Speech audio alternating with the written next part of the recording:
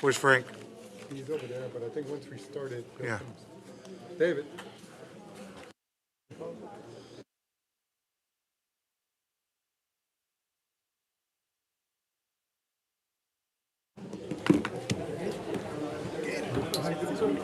What's up, T2? Hi. It's at the clock. Yeah. It's that time somewhere.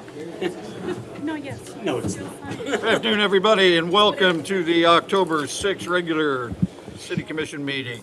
I believe the agenda, everything was posted in accordance with state law. We do have a quorum, and that everyone is here present except the mayor, and she will be inbound shortly. If we would all rise now for Commissioner Prez to offer the invocation, remain standing for the Pledge of Allegiance.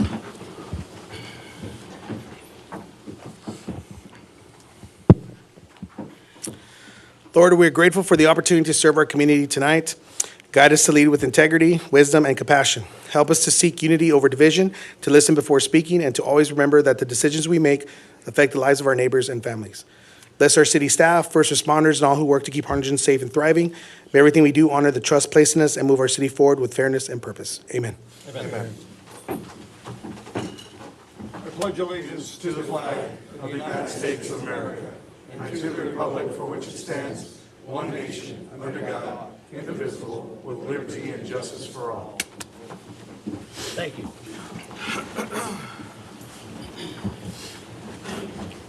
All right. Mr. Saucy, the conflict of interest, please, sir. Under state law, a conflict of interest exists if a commission member or certain members of that person's family has a qualifying financial interest in an agenda item. Members with a conflict of interest cannot participate in the discussion or vote on the agenda item. Are there any known conflicts of interest to disclose at this time? None. None. none. None. None. Item 3, announcements. With respect to items not listed elsewhere in this agenda, the City Commission may report on items of community interest, including announcing community events, announcing employee or community recognitions. We will go with item 3B, City Manager's announcements. Thank you. I'd like to announce that our next City Commission meeting will be on October 20th. That's a Monday. It'll be here at Town Hall. And then we do have a Town Hall scheduled for October 21st at Casa de Amistad, and it'll start at 6 p.m. And I'd also like to recognize our latest hire. Richard Jones was hired as the new HR director, and he came to us from the city of Rowlett. Richard, do you want to say a few words about yourself? Yes, for sure. So first, I want to thank you for giving me the opportunity to come to work at the City of Harlingen. I'm happy to be on the team and appreciate it.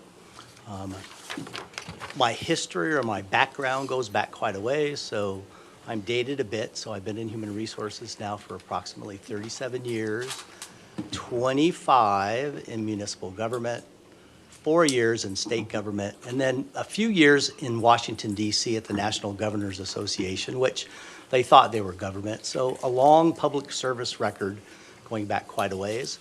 I'm hopeful that I can do what I do best, which is help take care of staff and their families. I think that's what Human Resources is responsible for doing, and so that's my professional and personal mission, and I hope to be able to just make things a little bit better. Thank you. Welcome. And I'm happy to answer any questions if you have any. Good. Well, I'm happy to be here. Thank you, Richard. Appreciate it. And that's all I have. Okay. Now we're going to go to City Commission members' announcements. October, Breast Cancer Awareness Month. My sister is a survivor. My sister-in-law is a survivor. And I have a coworker that's a survivor. And it's all because of early detection. So if you got a lady you love, or you like, or can tolerate, make sure you're encouraging her, your mom, your wife, your girlfriend, your sister, whatever. Get out, do whatever is necessary so you don't become a statistic. It's a terrible disease. I hope someday we come to closure on it, that these ladies deserve our best effort, so let's make sure we give it to them. That's all I have. I want to congratulate staff for fantastic events. We had a fantastic walk with the principal at Savala, behind Savala Elementary at Vestal Park. We had a great downtown at sundown season, so congratulations downtown. And then congratulations to Edgar and Cassandra for Rio Fest. It was phenomenal. I only went the second night on Saturday, and it was packed to the gills, so congratulations. I'd like to invite everyone to the Harlingen Mod 75-year anniversary, which celebrates local architects John York and Alan Taniguchi, which will be this Saturday, October 11th. There's going to be home tours of mid-century modern homes here in Harlingen from 9:30 a.m. to 1:30 p.m. And then there's going to be a celebration at 2 to 6 at the Harlingen Arts Museum. So hope you all can join us. Yeah, I offer my sympathies to our city manager, Gabe, on his team falling out of the top 25. UT Longhorns, that's the team he's talking about, yeah. I didn't say it. I'm still not fully grasp that, but, you know, it happens. Yeah. None. It's kind of fitting that we got these caps. I just wanted to offer my condolences. I know the Harlingen Fire Department lost one of their own this week in John, and I know he served the city of Harlingen very proudly. I knew him briefly, and I just want to extend my condolences to him and to his entire family and to the entire Harlingen Fire Department. Mayor, any announcements? Well, good afternoon, everyone. I don't know what everyone said, so I'm not going to repeat anything. I will just say I'm happy to announce that the city of Harlingen has a new Ironman. My son participated in the Ironman competition in Waco, so did so many other Harlingen athletes, and so now he's one of 0.001% of the population that do an Ironman. So I'm sure none of these guys said that. So those are my announcements, and I'm sure that we talked about the things that are happening on the weekend, right? Yes. All right. Moving on. Okay, we're going to move on to item 4, proclamation and presentation of awards. We have the Harlingen Animal Shelter Pet of the Week.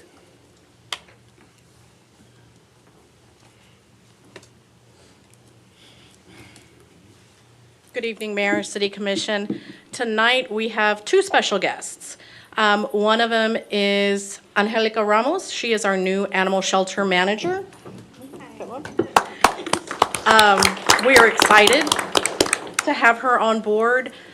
She's already hit the ground running, working in the shelter, learning all the processes, and taking notes of areas that are amazing and other areas that may need to be improved upon. So we are excited to have her on board. And tonight she has brought with her Zara. Zara is about a year old. She's been at the shelter for about 5 weeks. She knows sit and she knows fetch. And then if she's told to go back in her kennel, she'll go back in her kennel. So she's actually well on her way to knowing a bunch of commands. And that's all thanks to the animal shelter staff who work tirelessly with every animal that they can every day. And she will be waiting for her forever home or for her forever people to come and find her at the Harlingen Animal Shelter at 1106 Markowski. Anybody who's interested in Zara or any of the other animals at the animal shelter is welcome to call 956-216-5250. What were those 3 commands again? Sit, fetch, and she'll go into her kennel when directed. Same ones my wife gives me. I love it. So, Well, she's I'm not very good at it. beautiful. Shannon, I want to congratulate y'all. I know, I don't know if we discussed this, but we announced the affordable low-cost spay and neuter program, and within, I don't know, hours, you already were at capacity with over 120-plus applications. Staff is working really hard, and I know that we've got another grant in the pipeline to continue that work. So great job in getting the word out. It seems to me that whatever it is that y'all are doing to get the word out worked. Just keep doing it, and hopefully Zara can also be on the receiving end of that social media. I know that I've seen her a couple of times on there, but people are watching what you're doing, so give these pups some more exposure, and I'm sure that she'll be on her way to her forever home. she is set to be spayed tomorrow. I forgot to mention that. So she has her appointment scheduled for tomorrow. But I also did want to thank the Special Projects Department. Without their assistance, like, these grants would be a lot harder for us to try to complete on our own. So it's definitely a joint effort, a team effort, and we do appreciate all of their help. Awesome. Thank you. Thank you. Okay, we're going to move on to item 4B. We have a proclamation proclaiming October 5th through the 11th, 2025 as Fire Prevention Week. Good evening, Mayor, City Commission. My name is Jason Moody, Director of Communications and Media, and have the pleasure of reading our proclamation from the City of Harlingen for Fire Prevention Week. Whereas the City of Harlingen is committed to ensuring the safety and security of all those living in and visiting our community. And whereas fire remains a serious public safety concern, both locally and nationally, and the presence of lithium-ion batteries in many household devices such as smartphones, tablets, laptops, power tools, e-bikes, e-scooters, and toys are powered by lithium-ion batteries, which, if misused, damaged, or improperly charged, can overheat, start a fire, or explode. And whereas the National Fire Protection Association reports an increase in battery-related fires, underscoring the need for public education on the safe use of lithium-ion batteries. And whereas residents should follow 3 key calls to action: buy only listed products, charge batteries safely, and recycle them responsibly to prevent battery-related fires.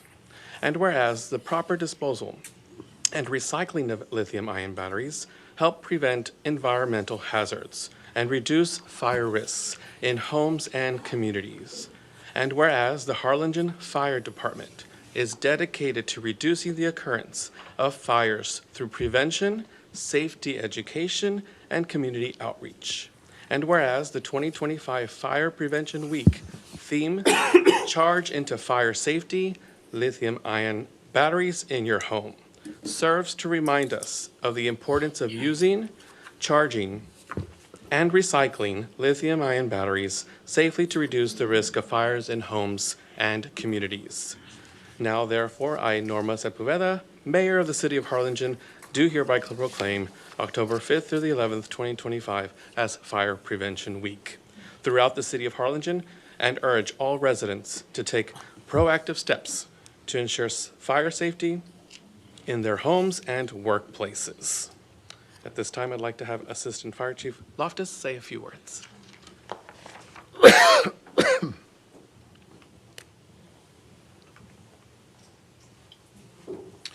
Good evening, Mayor, Commissioners. Darrell Loftus, one of the Assistant Fire Chiefs for the Harlingen Fire Department. Excuse me, so as our PIO had shared with you what our campaign is for Fire Prevention Week, want to extend a little bit more and elaborate just for a little bit about charging into safety. So not only are we adopting and implementing the national theme, but more importantly, it'd be remiss if we did not look back in time at the losses that we've had in our community that impacted our economics, our livelihood, and then more importantly, our community with the loss of people. And with that being said, our charging into safety is to be geared towards our audiences and meeting their needs and looking at the different youth levels, and not only just the youth levels in school and the schools, whether they're Harlingen School District, Rojondo, Santa Rosa. We try to influence the youth to be educated. On top of that, it's imperative that we reach out to adults and we meet the needs of the adults to encourage their children as well, to be protective of themselves and to get out, to stay out, to stop, drop, and roll, to all the sequences of safety that we can impart to them. And with that being said, in addition, we'd like to share with you that the fire department has begun initiating a program to collaborate with the Red Cross to install smoke alarms in as many homes as that we can, and to provide education to existing residences that do have them, whether they need to be updated, maintained, or even replaced. So we just wanted to share with you that we're going a little bit beyond in our community, leading the charge in safety. And thank you very much for the support.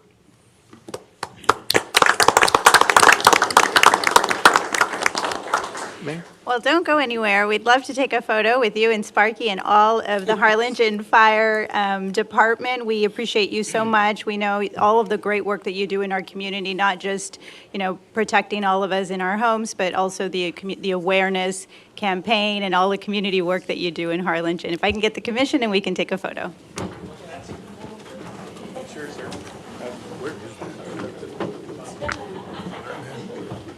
Mansfield? I don't know. Let me see if I can find it.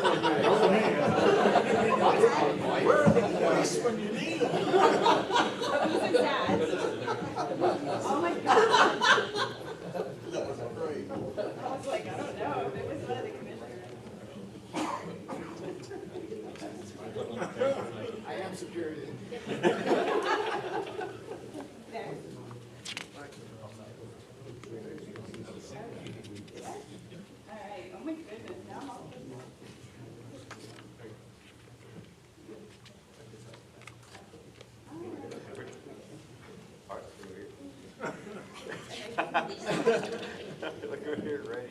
And 3, 2, 1. 3, 2, 1. One more. 3, 2, 1. Got it.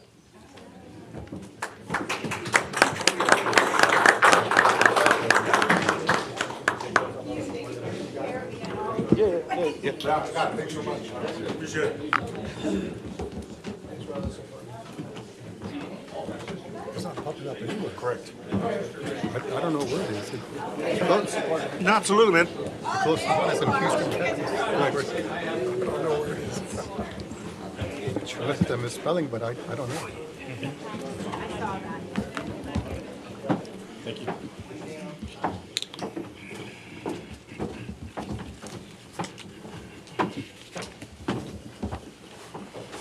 Okay. We're going to pass on the next two. Yes, sir. Okay. All right, Ms. Myra, so the others two we're going to pass. You can go ahead and move on. Okay, moving on to item 5, citizens' communication. At this time, the public is invited to address the city commission and speak on any matter not specifically listed for public hearing elsewhere in this agenda. Please note that the city commission members may not respond to comments or deliberate on topics addressed. Today, we have 4 citizen communication, and the first one's Joe Mata. You can go ahead and, you have 3 minutes. Okay, my name is Joe Mata, born in Richmond, 1991. So, City Commission, I don't ask for money nor accept money for my service. I'm homeless, not in the streets. And like everybody needs things, I'm willing to do community service for things I need, food, clothes, etc. I'm willing to do blood tests, drug tests for sake of trust. If possible, do know people or you know people, can you or will make a GoFundMe for the things I need as I continue to do good deeds. I'm here for the winter, farther south for the winter, farthest north for the summer until I hear back from Governor for granted what I'm asked for of him. Texas ID number 27347054, Joe Mata, 832-902-3820 is my number. Call Texas for help. I do not charge for my service. Now here are things what I do. Things that look like what I do. So this you will see trash. Okay. And clean. Same thing. Weeds. You see weeds on the side. You might not be sure, but on the side of the street there'll be weeds. As you can see, they're clean. Okay.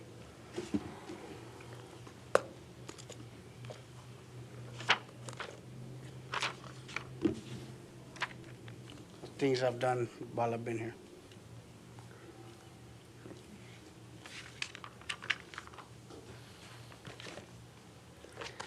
Yeah, like I said, and besides that, you know, I would have to say to the room, don't be lazy, be sober. Thank you.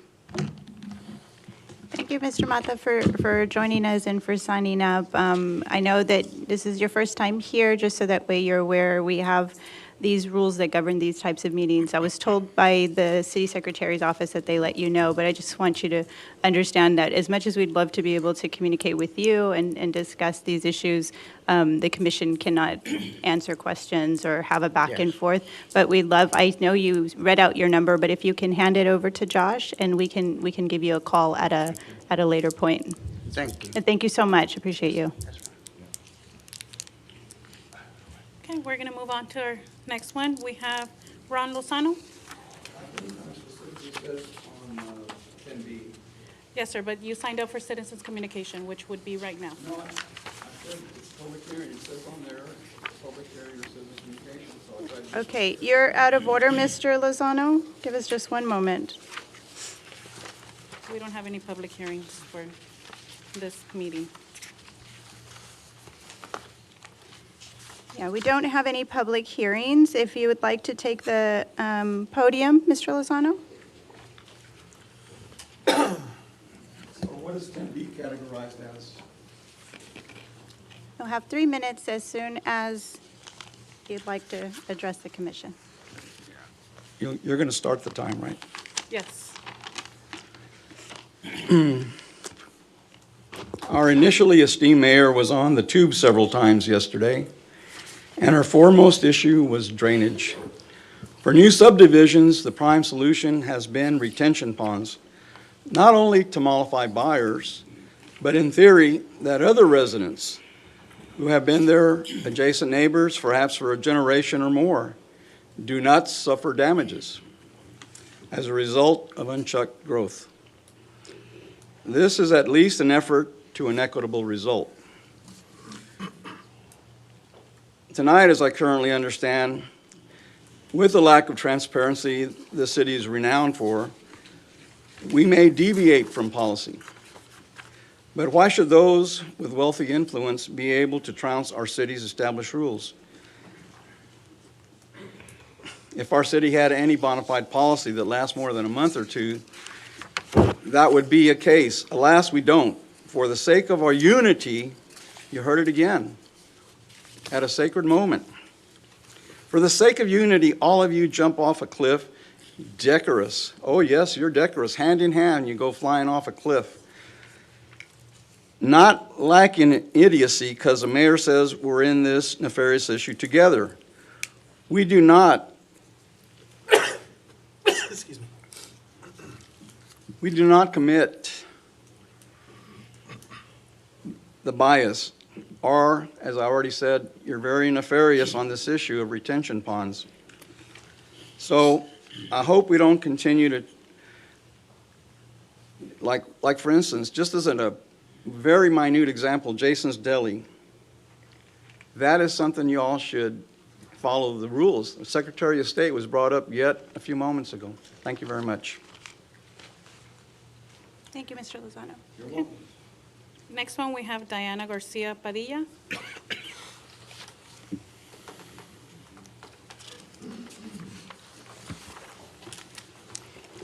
Hello, Commissioners. I too came in a short notice because I've been following some of the things that are happening. I wanted to bring to the Commissioners' attention.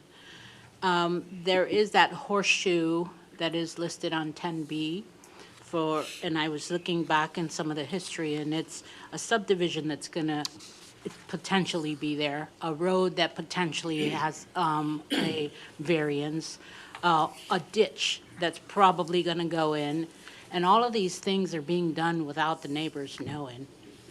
I've called the neighbors, I've come to the meetings, I've shared with the neighbors, and nobody seems to know what's going on. Everybody except for you guys. So I ask that if that subdivision goes in, that the designs be really looked at. I'm already having issues because that happened to me. No one told me anything. A retention pond wasn't put in. My land is being taken. And in the new design for the new horseshoe, more of my land will be taken. The designs are being looked at in little bits and pieces and not as a whole. That subdivision will make the ditch on the back of those properties to be expanded, and none of the residents know that. Only the owner of that piece of property, which is also the same owner of the property that I have a problem with. I'm hoping that this is not favoritism because he is well-known, because he is who he is. I'm not going to say everyone knows who I'm talking about. If not, please look it up. I don't need, to cause more problems. I have a lawsuit with him. But please, do your due diligence because it's more people being affected. We want subdivisions, we want progress, but not on the backs of the people who already own the land, not without compensation. It's costing us a lot of money to fight this. Nobody told us this was going in. The engineer was a city engineer. These, to me, there's favoritism. There's things going on that don't smell right. And these things that I'm looking at while I'm coming to these meetings, they don't look right.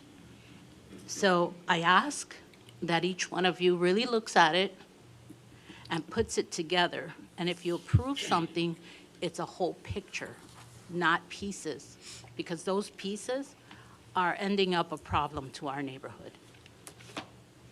I don't know if I'm finished, but I hope you look back and do a little bit more research on the issues that I'm talking about.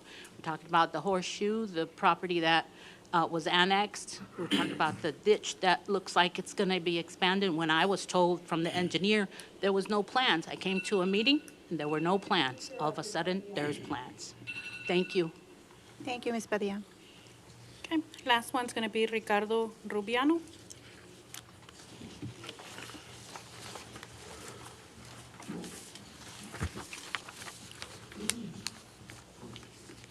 Good afternoon, Rick Rubiano. I live in the county, but I developed Water's Edge 25 years ago. It's a long time. Filed the first plat around 2000, maybe 2001. I had never heard of all this. And I checked with legal counsel a couple days ago before I went out to see my daughter in college. And then I heard about this meeting right now, so I apologize for my appearance. I was working, building a... Anyway, I own the land to the south of this property in 2B, the item in 2B. And, what? 10B. 10B? There's a road called New Hampshire that serves my property, and it's gone. That's illegal. You all, I don't know, nobody called, nobody said a word. And so we've got a business there that operates. Some of you have been there and visited. So I was shocked. I called Rick Ramos, my lawyer, real estate lawyer. We have projects in Harlingen, Brownsville, San Benito, Weslaco, San Juan, multiple in FAR, multiple in Edinburgh. So I've been doing this for 30 years. I have no notice. I have none. And so we'll be filing very soon against planning and zoning or the city of Harlingen, just FYI. But you all just can't take my road. I mean, it's there today. I rode on that road here, and this plan, it takes it away. When you look at 10B and look it up, it's on the plan right now. And then if you look at the drawing, when you look at the drawing, it's gone. Somebody should have called. I mean, I've been around long enough and I've gotten plenty of letters we've filed with you all. Letters for liquor consumption and different things like that. So we're familiar, and we get, Cottonwood calls us and says, hey, we got a letter because you're pulling an application and whatnot. So we're familiar with the process. We've been at it a long time. I'm a little surprised. I'll say hi to these people next after the meeting, but I don't know who they are, but it sounds like something Anyway, just when you look at that and the variance, now, just to speak on the variance, I took a quick look at that subdivision that's asking for a variance. That's not the city of Harlingen, okay? The reason Water's Edge exists is because I went to build Pecan Grove in Weslaco. And the city of Harlingen was in a lawsuit against Obra Homes, which was a notorious small lot, small development subdivider. And when I saw that attitude, I circled back and bought that land on Ed Carey and turned it into Water's Edge because of your attitude and because of your outlook towards what you want for Harlingen. But when I saw 40-foot lots, you all need to look at that in another light. Because the pressure that it puts on some of these gentlemen back here, when you've got 40-foot lots, you've got neighbors parking in front of neighbors, just be careful. Thank you, Mr. Rubiano. Okay, Mayor, we don't have any more citizens' minutes, so we're going to move on to item 6, the approval of minutes for regular meeting of June 18, 2025. Already? Is there any amendments? If not, can I get a motion? Motion. Second. All those in favor signify by saying aye. Aye. Opposed? Motion carries. Okay, item 7 is consent agenda. No discussion is anticipated on any of the items in this section because they are routine business, were included in the budget adoption process, or have been previously discussed as a staff report or discussion item. These items will be considered collectively by a single vote unless a commission member requests an item be removed from the consent agenda. I have a question on C. So, Do you want it removed? no. I have a question. Okay. So that these streets have been approved by the police and by city engineering to have speed bumps? Or is this just No. putting them up? These are putting them up. They're putting them up for Okay, this is study. the putting them up. Okay, I got it. Thank you. Okay. So is there anything to be pulled? If not, can I get a motion to approve consent agenda items A through C? Motion. Second. All those in favor say aye. Aye. Opposed? Motion carries unanimously. Moving on. Okay, item 8 is staff reports and other discussion items. Items in this section are not expected to require action by the city commission and are generally for information only. However, any item listed in this section may become an action item at a future meeting with the request of the mayor or after the request of any 2 commission members or the city manager. Item A is city manager's report. Mr. Gonzalez, do you have anything? No, I don't. No? Okay. Item B is staff reports, and with this, we're going to have a presentation by Chief of Police Alfredo Alvear on the 2025 Harlingen Crime Statistics, Community Events, and collaboration with other agencies.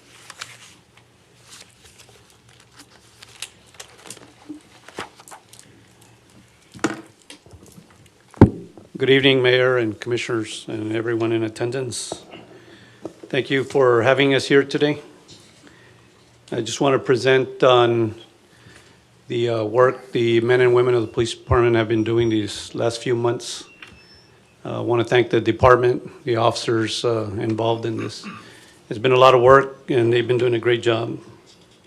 Just want to mention I can't do this by myself, so just realize that everything that's presented today is the result of all the work of the men and women of the department. Can we go to the next slide?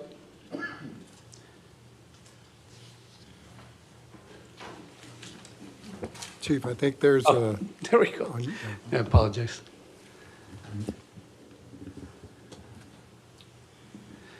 Okay, year-to-date on our crime, just want to let everybody know this year we have, since the beginning of January, a 17% decrease in crime overall.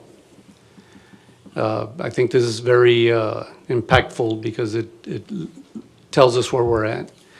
This year, 17% is a big deal for us. Keep in mind that this is one of the strategies we use. We use what we call the SAFER strategies. We report all our crime to the FBI. It's the National Incident-Based Reporting System. What you see here is a map of the, if you see you'll see the yellow, the green, and the red. The red is what we call our hotspots. The blue dots are the enforcement. It's all the police officers and their traffic contacts throughout the city.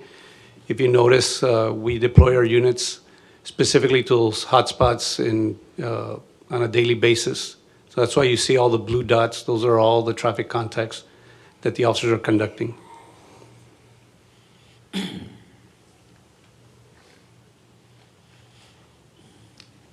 This is the name of the strategy we're using. It's basically a numbers game. Wherever there's crime, we deploy our police officers.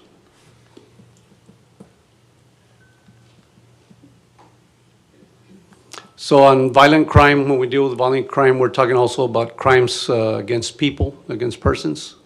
Our robberies are 32% down. Rapes are 33% down. On our homicides, we are listing a homicide this year. It's actually a vehicular accident that caused the death of a pedestrian. And aggravated assaults are down 16%. Our property crimes, these are crimes against persons. Our thefts were down 14%. Arson, we're down 38%. I'm sorry, we're up 38%. That seems like a lot in percentages, but it's actually 3 events. Motor vehicle thefts are down 22%, and burglaries are down 28% compared to last year. This is our bread and butter, and this is where our officers are doing a great job out in the field. Through the data-driven approach, and when I say that, what I mean is we're out in the streets where there's conducting traffic stops or pedestrian contacts. Our numbers are up, our productivity is up 67%. We're talking about our productivity is at over 18,000 traffic contacts versus last year, 11,000.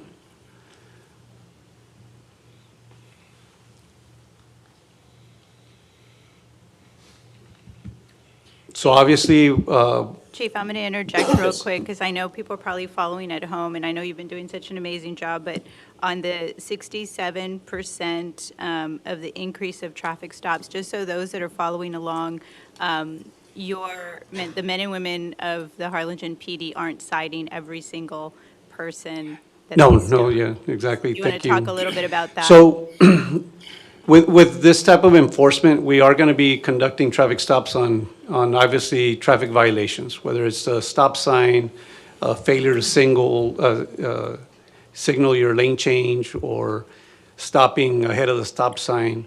The officers are out and about stopping vehicles to find the criminals, right, amongst us. But at the end of the day, they're not citing everyone. At times, we'll have 25 traffic stops and 2 citations. At times, there'll be 30 traffic stops and 4 citations. Keep in mind also that at times some of the numbers can be kind of not deceiving, but if you have a traffic stop with several violations, it'll show 3, 4 citations to one individual at times if they don't have their seat belt and they don't have their insurance, et cetera. But yes, we don't cite everybody, but we do make an effort to stop vehicles that are committing violations. Part of it is education also. Thank you, Mayor. Thank you. So we have 149 sworn positions. Of those 149, at this time, we have approximately 25, not necessarily openings. We have 10 openings, 9 at the police academy, and 5 in training.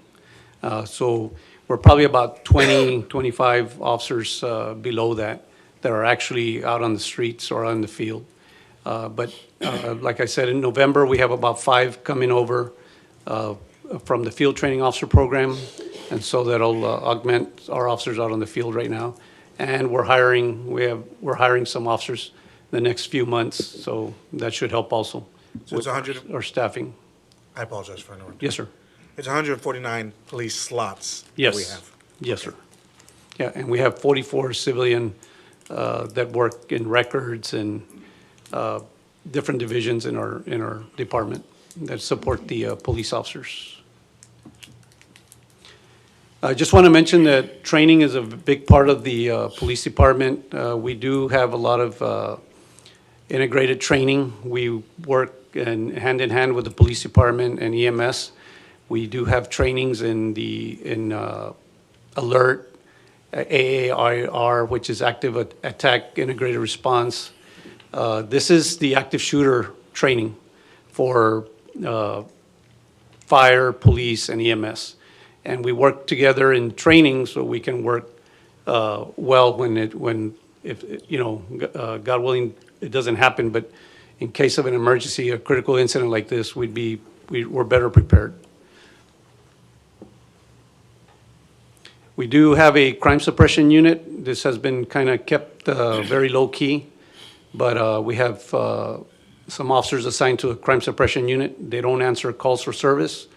They are out and about, and we call it precision patrol, where they dedicate their day to identifying the habitual criminals out in the field and making arrests before the crimes happen.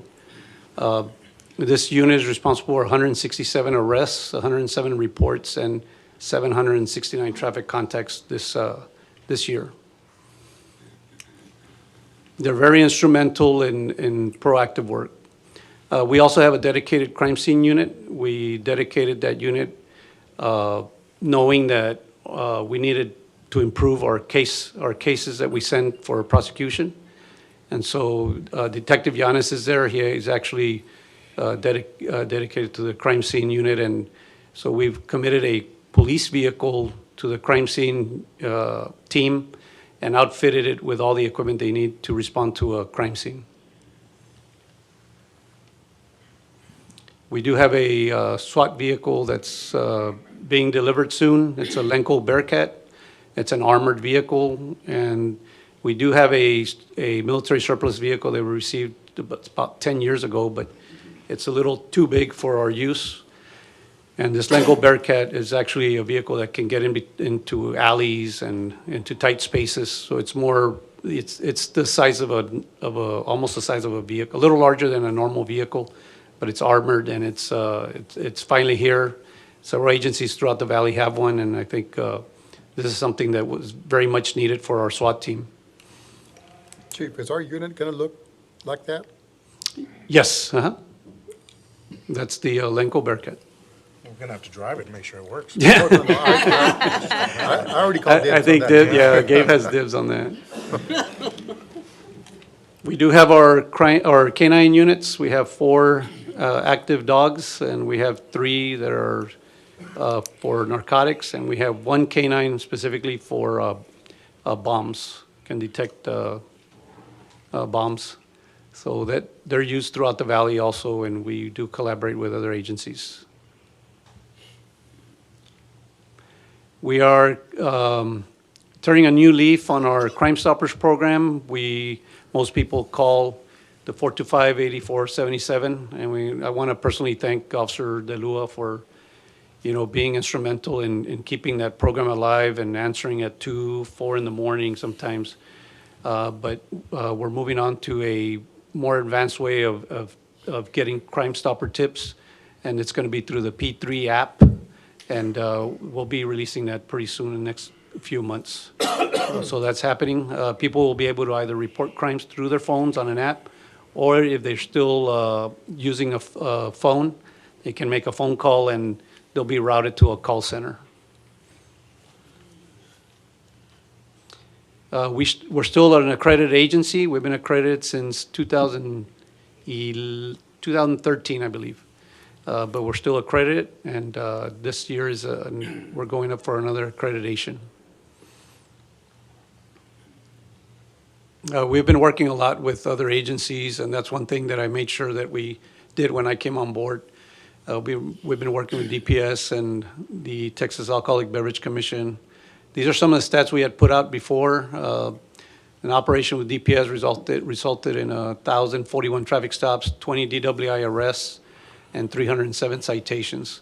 So this is a perfect example of the 1,000 traffic stops and only 307 citations. We also worked with TABC, and we found one establishment. After checking 12 establishments, we found one that was out of compliance. And TABC has followed up on that. We also work with other agencies. We have task force officers, and what I mean by that is to multiply our forces, we dedicate one officer per agency. So we have an officer with the FBI, one with Homeland Security, one with the Drug Enforcement Agency, and one with the U.S. Marshals. And we have 2 gentlemen assigned to Texas Tropical right now. One of the things I want to mention about Texas Tropical is we respond to a lot of mental health cases. We have over 600, this year we responded to over 600 calls for service involving people in a crisis. So we have a team that goes out with a counselor. It's a police officer and a counselor. And they go out to these incidents, and they screen the person, and if they need services, then they're referred to the hospital to get the service, or hospitals to get the services they need. Y'all have any questions on these task forces?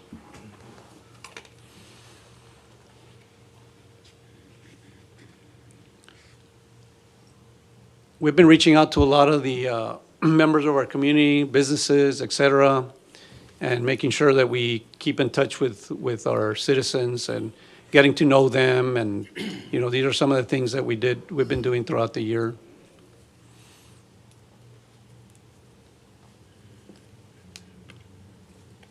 Our youth academy was a hit. We had over 40 kids attend this academy. It was a week-long course in the summer. And that's how we engage with the community. We start with the kids. We have our social media platform is predominantly Facebook, but we also went out and created a podcast. So that's also some way to reach out to the community.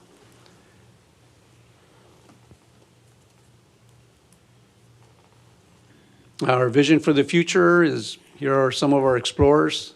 Some of them actually are already preparing for their careers. We have a couple of them that are already applying for jobs within our department. We are restarting the bike patrol, and that's something that we've been, putting in the back burner, but it's starting to happen. We're getting close to getting some training for the officers, and we have the bikes already bikes have already been purchased. On the bike patrol, Chief, I just want to make sure that these are also going to be patrolling in the trails and in the parks? The trails, the parks, and downtown area. So the idea is to have an officer that goes out and gets trained on gets the bike patrol training, and while they're out on the streets patrolling during the regular duties, that they can check out for maybe half an hour, jump on the bike and go do some patrols, depending where they're needed. Fantastic. Specifically the trails like in the summer. Just don't go down the city lake where you're not allowed. Well, they're still working on that. This is an idea, and this is just so I know that the cost of drones is up there, but we're looking at getting maybe a drone through some grants, hopefully, maybe a drone as a first responder. And this is really exciting because, just as an example, really quick, you can set up a drone, let's say, on top of this roof here at City Hall. And we have a critical incident, man with a gun call. That drone can fly to the address, hover over the call for service, and we can view what's happening before the officer gets there. So this is life-saving, and this is also something that not only save lives, but also make our department more efficient. And they run between 50 to 100,000, unfortunately. Per drone? Yes, sir. Ooh. We have some that cost a lot less than that. Yeah. Chief, maybe you can talk to him. We do have some. We use them for SWAT operations, and we have used them to our advantage, and they're really good to do debriefs and watch how the guys, how the officers responded to the incident and just do better next time. You have any questions?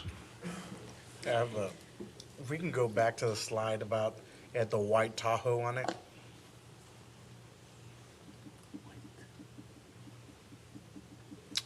The crime suppression unit?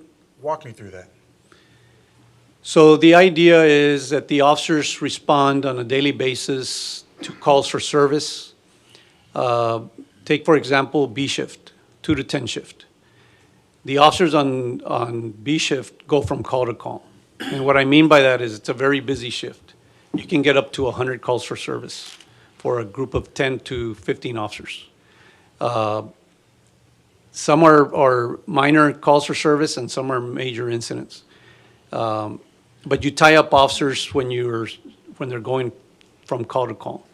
The idea of the crime suppression unit is to have officers that are not taking calls for service. What these officers are doing is they are targeting habitual criminals. So if we know of an area that's high crime, for example, F Street and Fillmore area, that's a high crime area. We dedicate those officers to those areas without interruption, and they're able to conduct surveillance at a distance.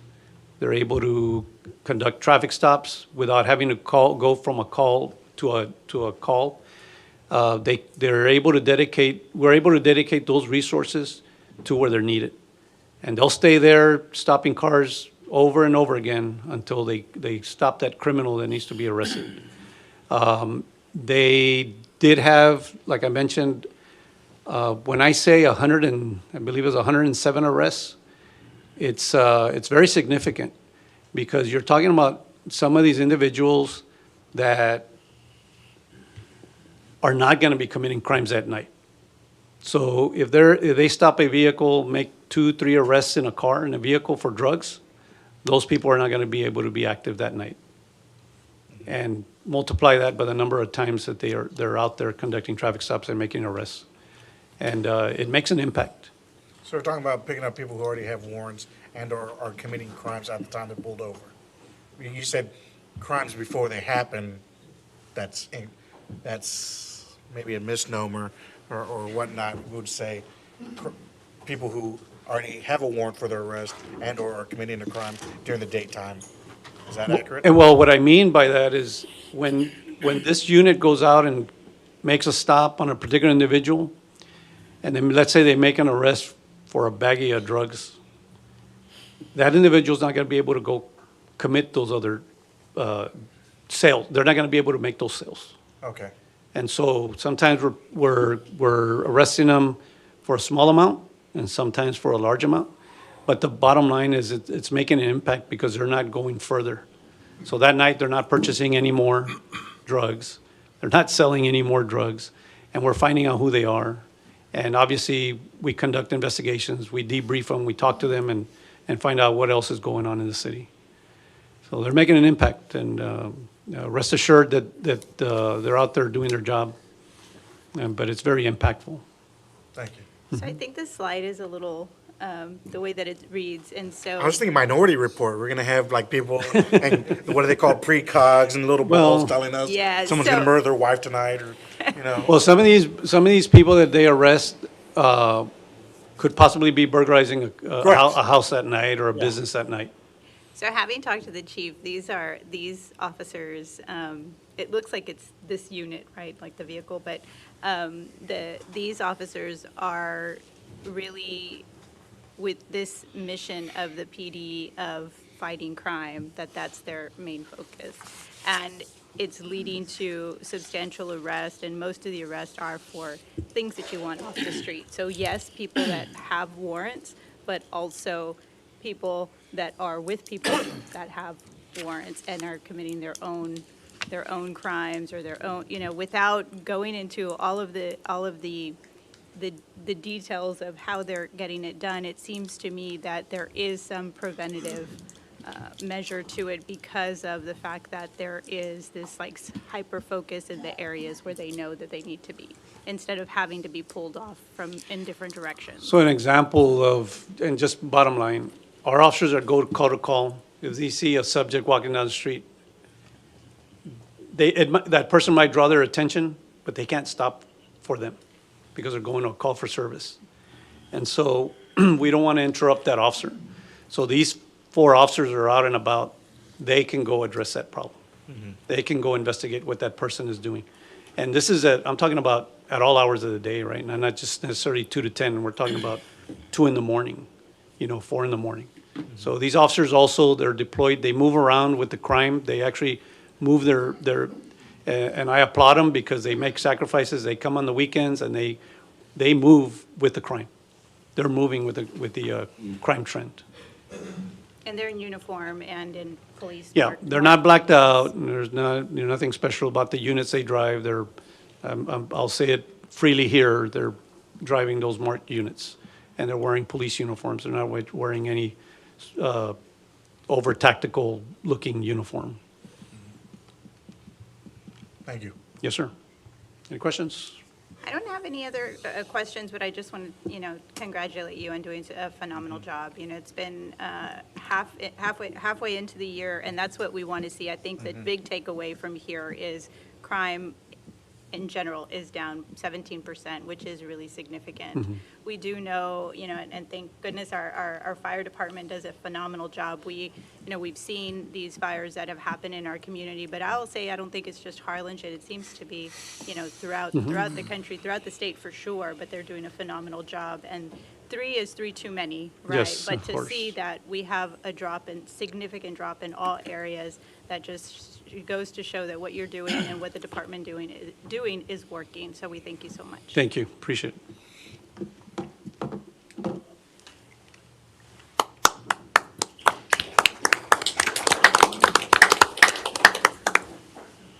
Okay, Mayor, we're going to move on to item 9, public hearings, and at this time, we don't have any public hearings. So we're going to go ahead and go into item 10, action items.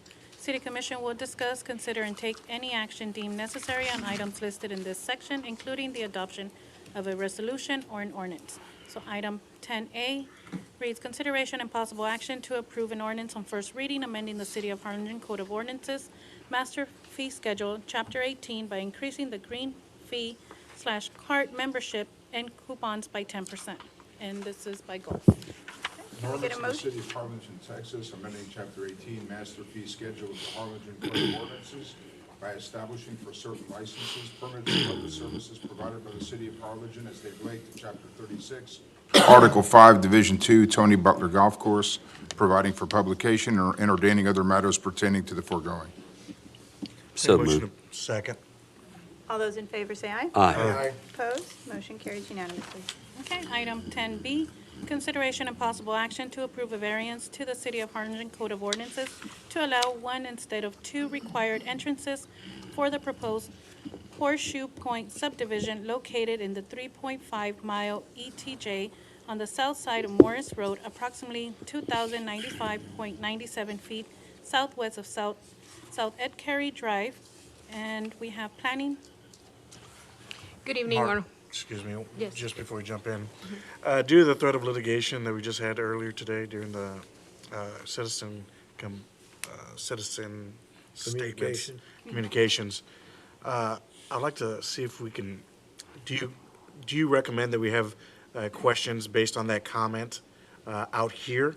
Or do you recommend that be done in executive session because litigation has been threatened? I mean, if we want to go into discussions about that, if the commission has any discussions, we can take that up with legal counsel if that's something that the commission wants. I think a lot of us are going to, at least a lot of my questions are going to be based on the assertions that have been made earlier today. And the last thing I would like is those to be then, Sure, then those should be taken up in consultation with legal counsel and executive session. Is there a motion? Yeah, I'll take a motion to move this to executive session on 10B. Can I have a second? Second. All those in favor say aye. Aye. Opposed? Motion carries unanimously. At this time, ladies and gentlemen, we are going to be taking this item up in executive session. The time is 6:30 PM. Well, we will be back out for the regular item as well in open session. And then the executive session items at the end, we will do at the end to ensure that, you know, those of you that are waiting on us don't have to wait till the very end.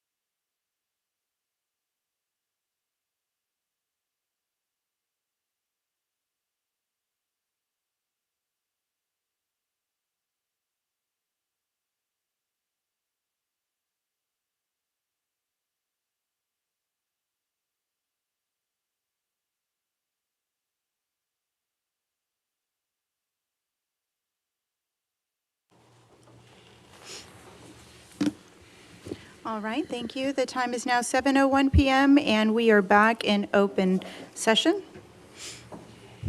If we can, we were going to proceed with Ms. Ana with the presentation. Good evening, Mayor and City Commission. My name is Ana Hernandez. I'm the Planning and Development Director and Special Projects Director. This is a request to approve a variance to the subdivision ordinance, specifically Section 109-124C9, which requires at least two entrances.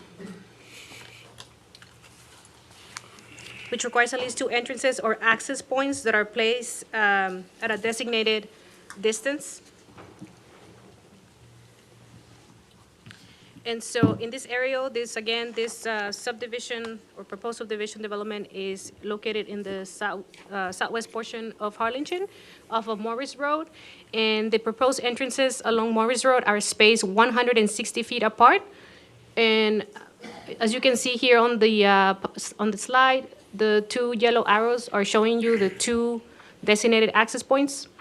And again, the required distance, as required by the subdivision ordinance, should be close to 1,500 feet apart. And this is 160? It's 160, yes, correct. And so here's the street view of Morris Road. This is what the future land use plan designates this area, which is, residential. And staff is recommending approval of the variance. We find that due to the site constraints, this variance should be approved. So what about the safety concerns when you said there's 160 and our ordinance is, say that again? Yes, the distance? Yes. The 160? Mm-hmm. Okay, it is, right, that's what it said, 160. So, and it looks like based on the drawing or the rendering here, that they're at the same place, like kind of just an entrance and an exit from the same point. Yes. How, when fire went out, I mean, what about emergency services?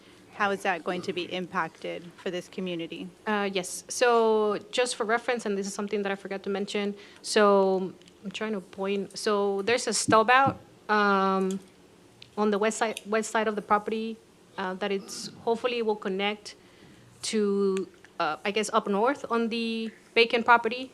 Where is that? So, I can show it. So, it's the future stub out that will connect up north to Morris Road, and so that would help this subdivision meet the distance requirement. So, but this is going in several phases, right? Yes, and that's if, if that portion of, I guess, of the development, I guess can you come to explain the situation? The property is currently in probate court, so I wanted to. Good evening, Mayor, Commissioners. Edgar Garcia, Director of Land Development for Mountain Hunt. As Ana was mentioning, we have had preliminary conversations with who will be the future owner of that property to the northeast of us. It is stuck in probate. Those take a while. They are open to allowing us to connect. Yeah. They are open to allowing us to connect. It is going to be a public subdivision, so there won't be gates anyways. That is our proposal to meet that second access point or third access point. We're kind of trying really hard to work within the constraints of the property. We're landlocked to the west with Horseshoe Point, Water's Edge to the south, and then there's that big property to the east. So we're trying to do what we can, which is why we're also phasing it so that we're able to maximize as we go, and hopefully by that time we have that third access to the northeast. You're saying this forested land, I drive by Morris Road, there's a sign for some sort of church or something there. Yahweh, that's the sign. Okay, and you're saying that all that land's in probate? That is correct, sir.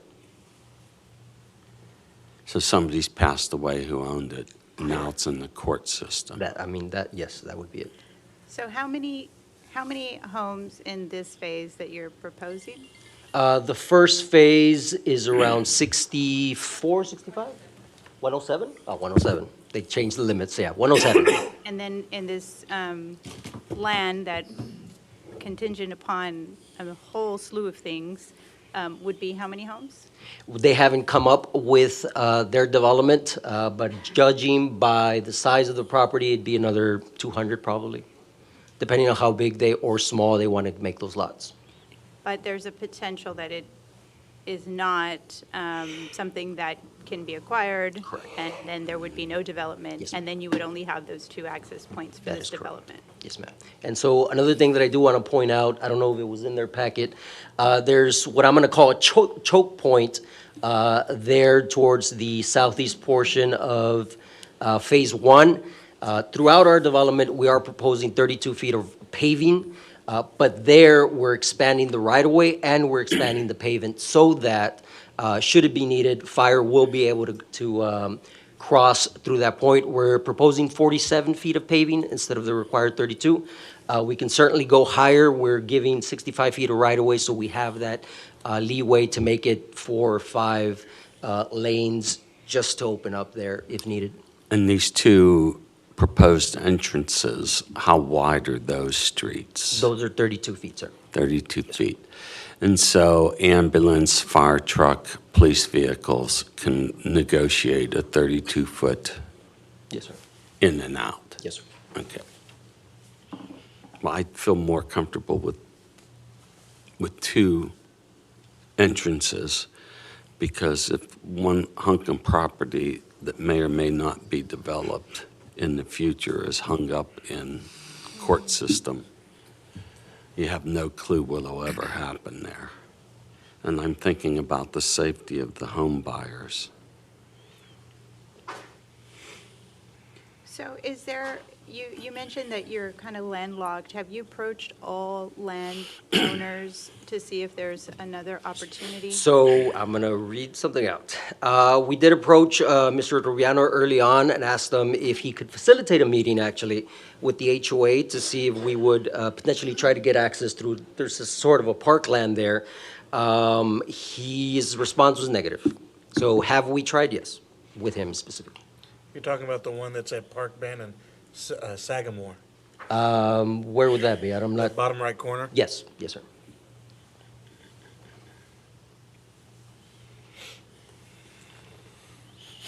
And then, as you heard earlier, there was an allegation that, what's that street called? New Hampshire. New New Hampshire. New Hampshire, do you own the land that New Hampshire was going to be on? New Hampshire, we would have had to dedicate our share of New Hampshire. There is already a portion that is dedicated. As with any subdivision, we go through the process P&Z, and we are proposing to get a variance so that we don't have to dedicate our portion of New Hampshire. We have been in talks with planning and zoning. They were already going to do some work on their thoroughfare plan. They were already thinking about eliminating New Hampshire. But obviously, we can only do what is within our property. We can't touch anybody else's property, sir. So someone had already dedicated land to New Hampshire? On the east side, yes, sir. Okay, who? The property that's subdivided right now, I believe it's that big home, I guess. Okay, just that house with the long backyard? Yeah, that's one property, sir.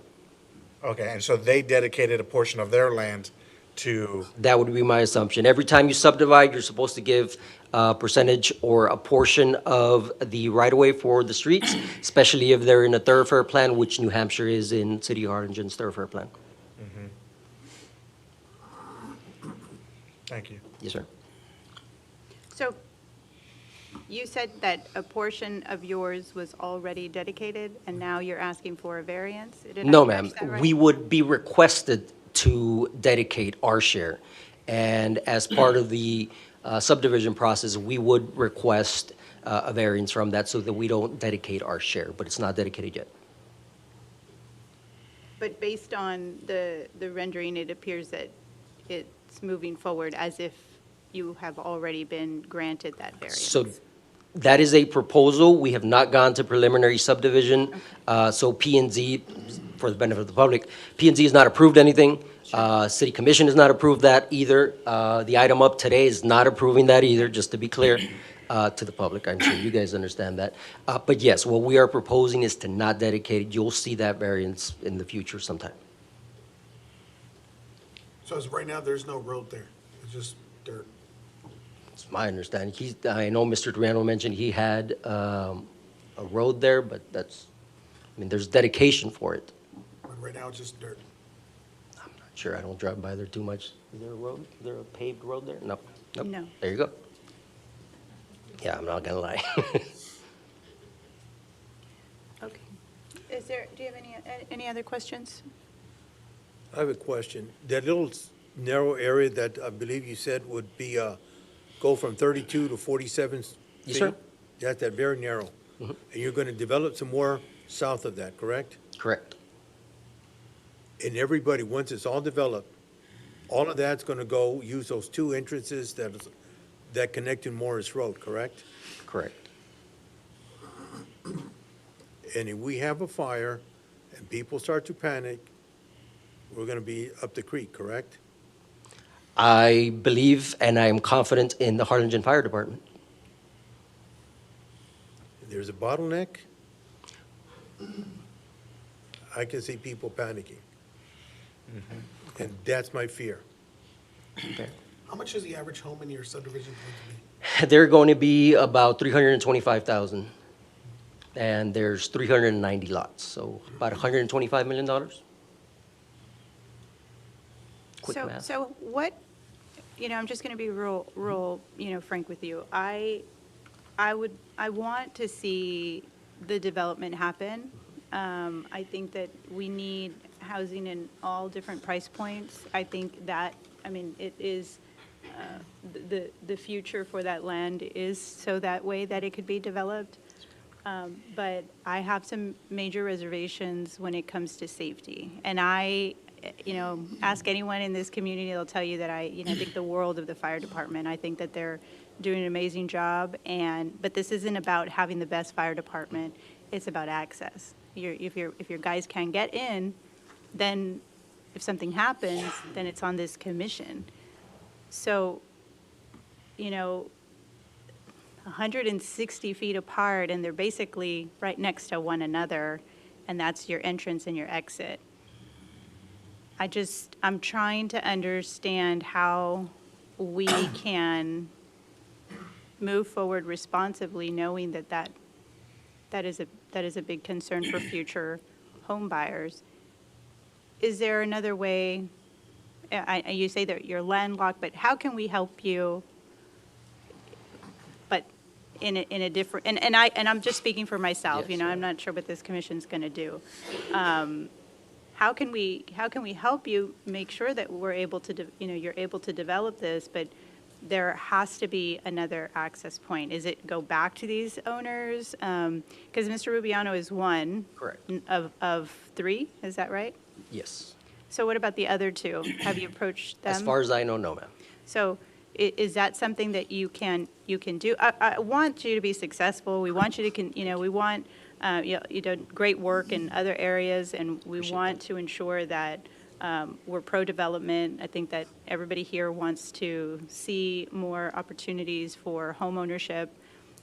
People keep saying affordable homes, but affordable homes continue to change depending on, where we are today. 2025 versus when I first bought my first home back in like 2007, that I couldn't afford a $300,000 home, and it wouldn't have been affordable, right? But it's not about that. It's about making sure that everybody has opportunities at home ownership in our community. So is there a reason why you haven't approached the other landowners? I'm not sure, to be honest with you. I came in just for the civil design, so that's kind of where I'm at. Okay. Certainly something that I can bring up to the property owners, Mhm. but that's where we're at right now.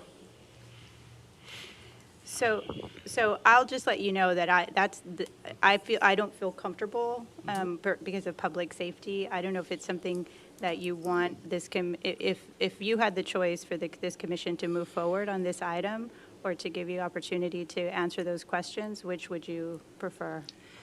I would say let's go for a vote. I mean, we are trying to annex this property as well, and so, I mean, at the end of the day, we're trying to do something quality for Harlingen. We believe it is. As you mentioned, Mayor, we have done other good quality work here in Harlingen. I think we'd prefer to be within the city limits of Harlingen, but we'll have to reassess should the vote go somewhere other way. So I'll repeat, I'm for this project and the two entrances and the theoretical third or fourth down the road when the court system clears this. And there's somebody who wants to build out that property.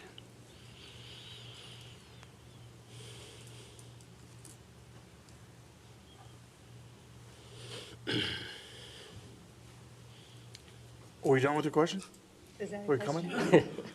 I think you I'm just- sorry, I literally thought you were like, I apologize. We're waiting on you. Oh, So more I'm of a sorry. statement than a comment Yeah. and a question. Okay. Do you have the cause number in that probated case? Because I'm looking it up by the property owner name, and I can't find it. Because I pulled up the property owner through CAD. Mhm. I'm doing a public portal search through the county clerk's office, and I don't find any estate case. No, I don't know it off the top of my head. It's just that those are, that could take, Yes. that could take a decade. I agree. We You know how don't- lawyers you know, are. We don't even, we don't know. Yes, Or it could be something that is, I mean, it's just hard to say. I don't know. Commissioner, does anyone have any, further questions? If not, I will entertain a motion. Wait, is this a Mark has to read this? No, this is a variance. So Okay. just to be clear, this is a variance to allow, and let me, thank you so much. Yes, I'm yes, going of to talk to course. Anna just for a moment, thank you. Anna, you said staff recommends, and what's the basis of this recommendation from staff, other than the development will not go forward unless this is No, done? I think it's mostly the site constraints. If you think about it, like, I know the Thorford plan conversation kind of has gone sideways a little, but I just want to emphasize that even though the New Hampshire imaginary line, based on the Thorford plan, that line basically dead-ended on the back of that River's Edge property. So it's not that it's something that we could continue in. And so that's why it was recommended to remove it. And we do that all the time, So there's lines that, they were proposed many years ago. In this case, it was 2014. And so for some reason, when River's Edge was developed, they were not required to give Water's Edge, that right? access. Water's Water's Edge, Edge. I'm sorry. And so they were not required to give that access for some reason. I'm not sure why, but they should have, because even though other people are dedicating New Hampshire, eventually it dead ends. If we want to continue that, I mean, we could. But based on this development, I mean, it makes no sense to require them to dedicate. I understand that part, and I do have some reservations on that end too, but that's not what's before us today. What's before us today is the variance, and the variance to have two access points, basically right next to one another. You come in, instead of just coming and going in the same area, there you got 160 feet between, and that is probably, we need 10 times that amount to meet our ordinance. And so I would like to think that our ordinances are established for the purpose of safety and the concerns of the development. My question to you is why the recommendation from staff to adopt this ordinance? Nothing to do with New Hampshire, just the fact to come in and out of the subdivision in that fashion. But it goes back to the site constraints. That's the only way they can enter and exit. And so I think they're doing, based on the geography of the site, that's the best they can do as far as entrances. But now exit that you've points. heard that there are multiple property owners that could have been approached and haven't been approached, is staff's recommendation still the same? I think my understanding was that they had approached other property owners, and that was not an option. That was off the table. So I think, yeah, I mean, my recommendation would be at this point, if you really want to explore that, I think we should table the item. And maybe they can be given time to approach, other property owners. I agree. I was for it to begin with, but then now that I know that they haven't even approached the other property owners, that's like, kind of leaving cards on the table. So based on staff's recommendation, I'm going to make a motion to table, to provide opportunity to staff to reach out, and those are the concerns that I have.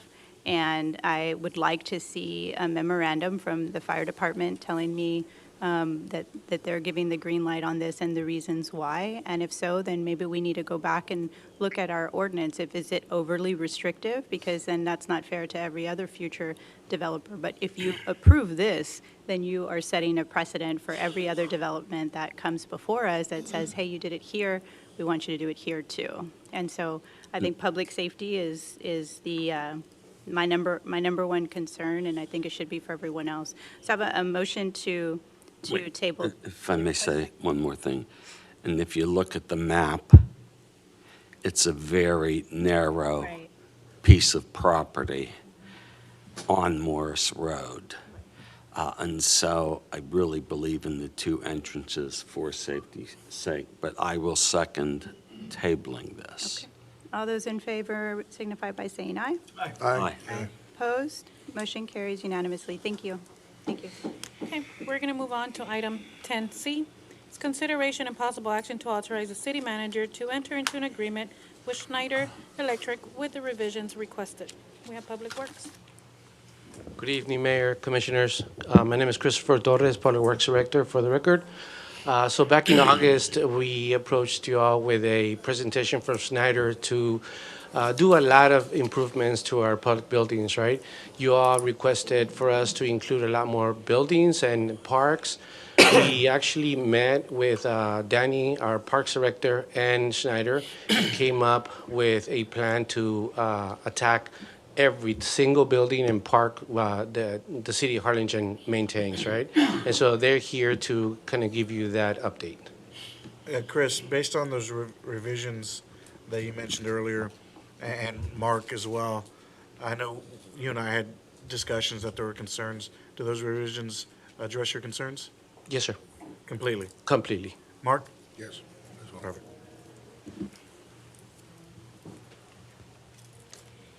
Thank you, Chris. Good evening, Mayor, Commissioners, Mr. Gonzalez, Aaron Garcia for the record, and on the Zoom, we have Ryan Wonder. He's joining me through Zoom. He's the gentleman you guys met last time. He's our project development engineer. So last time we were here, as Chris mentioned, you had asked us to include a few more buildings and some additional scope of work. So we've done that, and I'm going to just go to that page that has the buildings.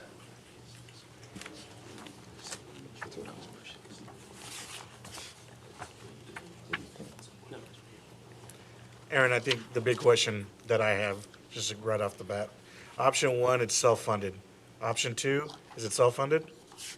Option two, no. It would, I believe, everything else would, we're estimating that it would be covered by 33 cents on the dollar. Okay. So. So we'd have to pay the other 77 cents. Yeah. Now, what we're going to do is, together with the city staff, is put together a good plan, come back with recommendations based on these buildings and the scope of work that's been identified that we talked about. We'll come back with a 30% development. And at 30%, we can narrow down and prioritize. At 60%, we still got the option to narrow and prioritize. So when we get to the 90%, we're all on the same page that, hey, that's the scope of the work that we want to move forward with. And we'll be back. At that time, we'll have project cost, what the guaranteed savings, what it will cover for that project that you've chosen at that time, whether it's just a self-funded project or it could be, that amount that we figured in option one is still the option one, but then you might have some scope of work that's priority that you need to do something about it, that you might make a decision, hey, you want to include that as part of this project to move forward with. Okay, so today's just to tell us we have more work to do. Yeah, so the next phase, I mean, what we did in this phase is a very high-level assessment. And so this next phase is actually the engineering development phase. So just like if you'd brought in an architect, to come in and start designing a project. We're going to start designing the scope of the work, developing it, and coming together with the city to come up with the best project to address the deferred maintenance that you have, along with the addressing areas that there are improvements to bring energy, water conservation type opportunities to the city as well. And that scope of work, whatever that cost is going to be, is going to roll over or roll into whatever that final dollar amount is. That's correct. And how much is that scope of work going to cost us? This phase of work is $57,000 for the design phase, and all it is just a commitment from the city at this point. So when we get to the 90% and we come back and present the 90% to move forward into that, to implement that project, if the city decides we don't want to do anything at all, well, that $57,000 is really just to recoup our cost, and that's really a small portion of what we'd be recouping, because there's a lot more work involved. It's just, in this phase, we want to make sure that the city's committed to doing, moving forward. Perfect. Now I make a motion to approve us proceeding forward with the scope of work, pending the fact that Chris and Mark have given the green light on the language. Second. Commissioner, can I just ask him to do something real quick? Before, would it be possible to identify what buildings are in option one? Or what projects you plan to do, just so we know what's going to be self-funded? Yeah, Ryan, I'm going to probably ask Ryan to see if he can chime in there, but. Well, option one- not right now, but Oh, when you put I got together you. the proposal, yeah. Yeah, when we come back Yeah. with the Yeah. 30%, you definitely will, we should be able to tell you, this could be your option one that's fully self-funded. Okay. And. Yeah, and- I don't need to see it now, just whenever you have your projections. Okay, yeah, we're going to look at all the buildings and come back with what All right. makes sense. Thank you, Commissioner. And if we can include that the library definitely be an option one, Sure. public library. All right, so I make that motion, whoever's the I second. think Let we me- already have a Commissioner second. Kinsey. Do you Yeah, I have a question, So, but we approve it now, we are still going to come back, so we're not deciding which one we're going with right now, option one or two.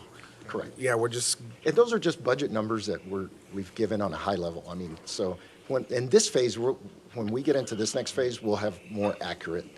you'll give us more information before we actually choose. Absolutely. Okay, cool. Before we vote, one question. Are you going to be checking the electrical meters to make sure they're all functioning correctly? Is that going to be part of the service?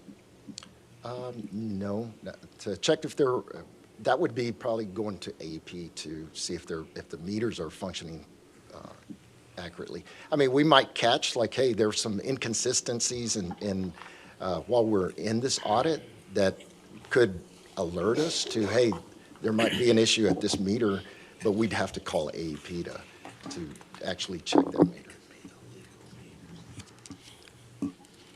The reason I'm asking is a while back, the previous commission, we had an option of having a consultant that for $26,000, which I would say it's a penny for millimeters or whatever the heck it was. Their number one objective was to check and verify that every meter that the city was being charged, one worked and it belonged to the city. That was part of that. And this year, we're gonna drop 57,000. Are you gonna check for these and not the meters? So I question that. So once we get into the final phase and we're in the construction phase, there's a yearly measurement and verification that's involved. So to make sure that we're hitting the mark of the savings. So during that measurement and verification period, we are getting all the bills on a monthly basis from the city. So our measurement and verification team will be looking at that, and if we find some areas that we have concerns about, we definitely make the city aware of that. And we've caught that before. This Kingsville ISD had an issue that we caught for one of their meters that was not measuring correctly, and they got a refund back from AP. I think it was like $250,000 because it was several years that they had. But that part of what you're asking for is looked at later on. Once we've already completed the project and a year out, every month we're getting the bills, we're, on a quarterly basis, we're reviewing those bills, and then we'll be able to highlight and give some recommendations to the city on whether we see some inconsistencies. But that's, I think what you're referencing is the retail electric provider consultants. They usually do that as an extra service in their contracts. And I think you were part of that. You were one of the consultants back then. Not for the retail electric energy side of it, no. I might be wrong. So Frank, help me understand. You're talking about electric meters. Correct. And we're looking at because I thought it was the same, I thought Snyder Electric threw in a bid to be a consultant 3 years ago, more like 4 years ago. 4 years ago. So that's where my confusion lies. Yeah, not that I'm aware of that we go after retail electric provider type contracts, no. I mean, that is something that we do, but that's nothing involved in this project or none of the ones that I've been involved with. So Okay. you're talking electric meters. Correct. What about electric meters? All right, gentlemen, we're like veering off topic, and let's I'm stay trying to on. understand. Yeah, I don't think that has anything to do with this agenda item, but maybe that's something if y'all want to put on another commission meeting, we can address it at that time. Thank you so much for being so incredibly patient with us.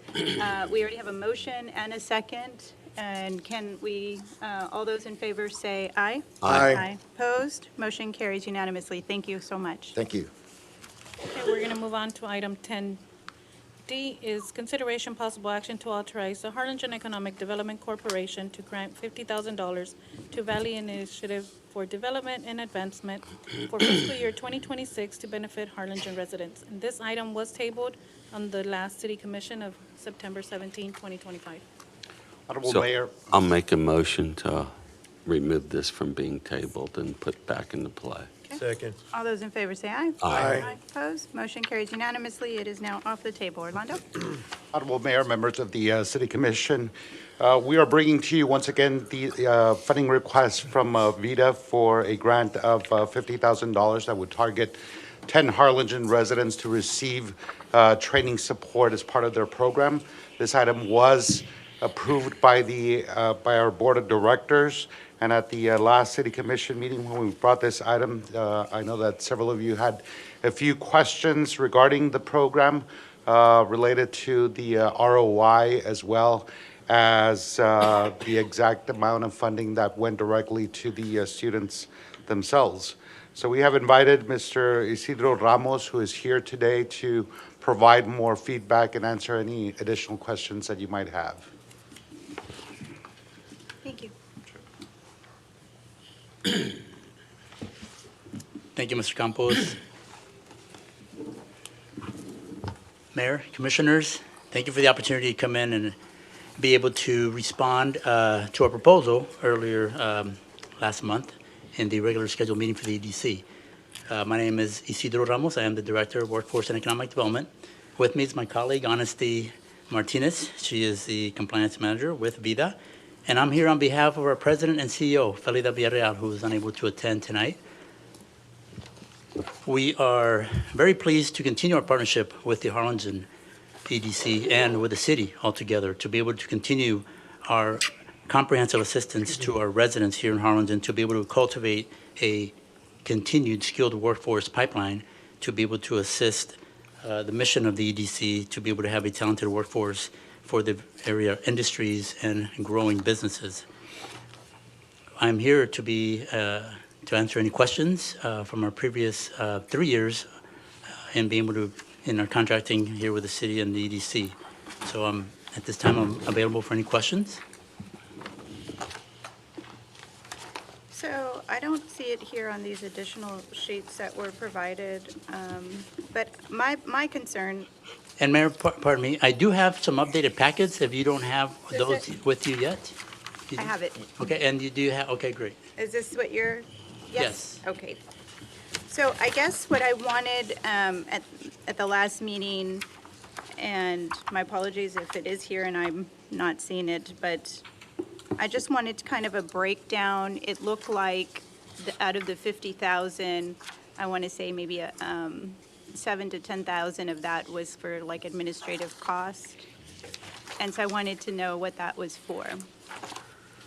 And it wasn't going directly to the students? Yes.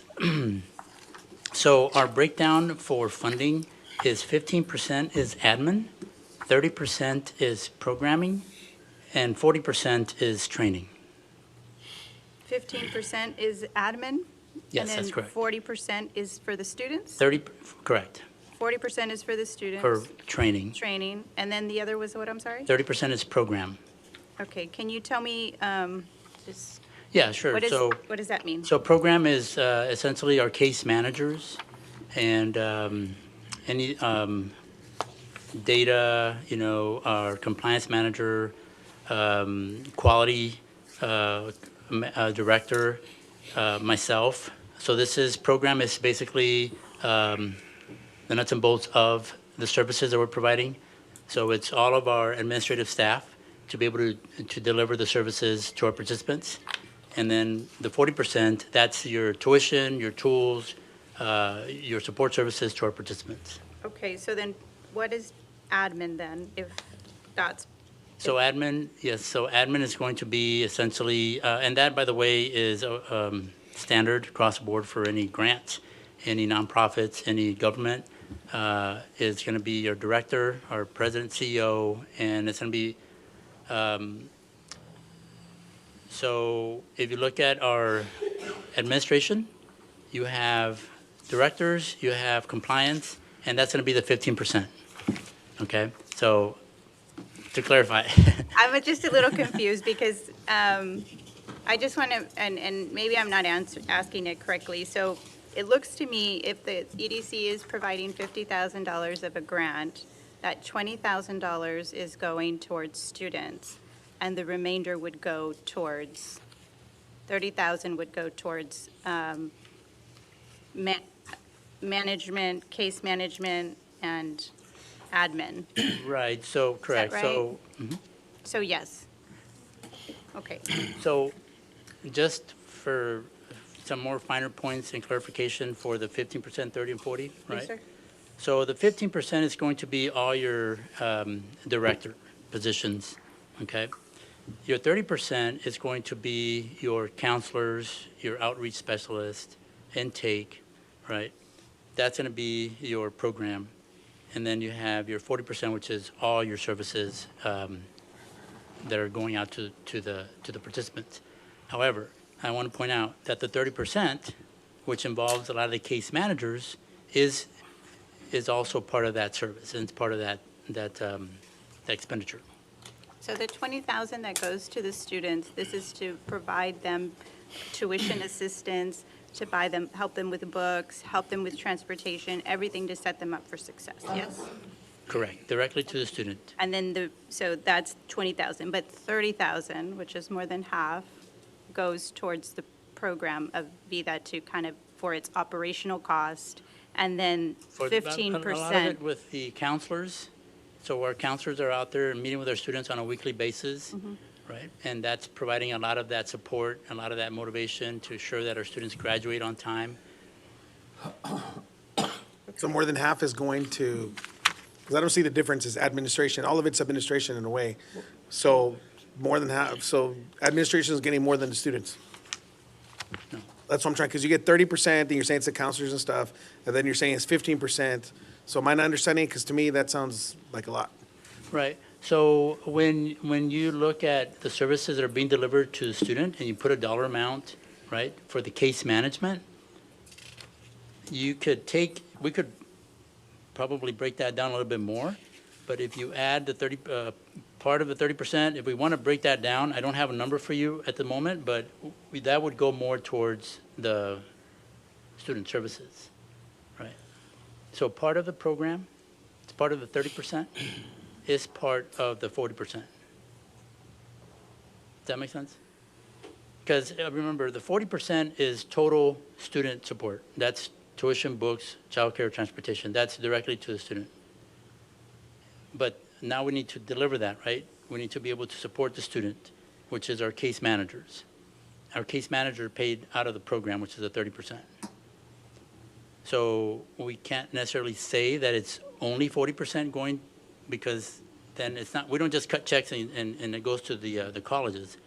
We have to be able to deliver that service and to assure that our students who graduate on time, they have that support, you know, the case management, the counseling, the guidance, right? That's part of that tuition. Does that make sense? So it's not just 40%, it's 40% in addition to the services that are provided. Our case management and counseling, career guidance, advisement, that is really the backbone of our services when you look at what we do. And if you were to compare our case management and career guidance services to any other social, even colleges, you don't find that anywhere. Now, what makes it a little bit here very advantageous for our students is that we meet with them on a weekly basis.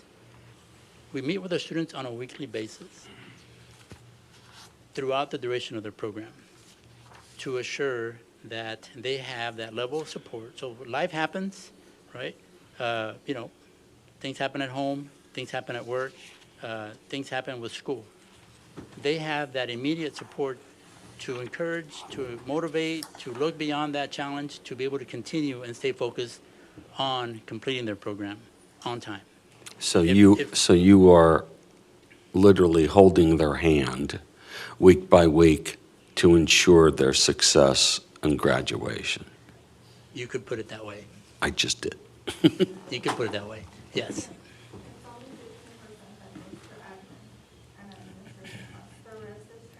Excuse me, ma'am. Can you pop up to the podium, please?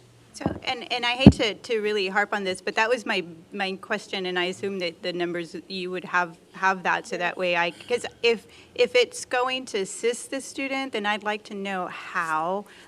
We recognize that there's, you know, in a nonprofit, you're going to have additional costs, but 15%, and you say those are like your CEO and things like that. Okay, so that I understand that goes to pay the salaries of Accounting, right. yeah, so that's 15%.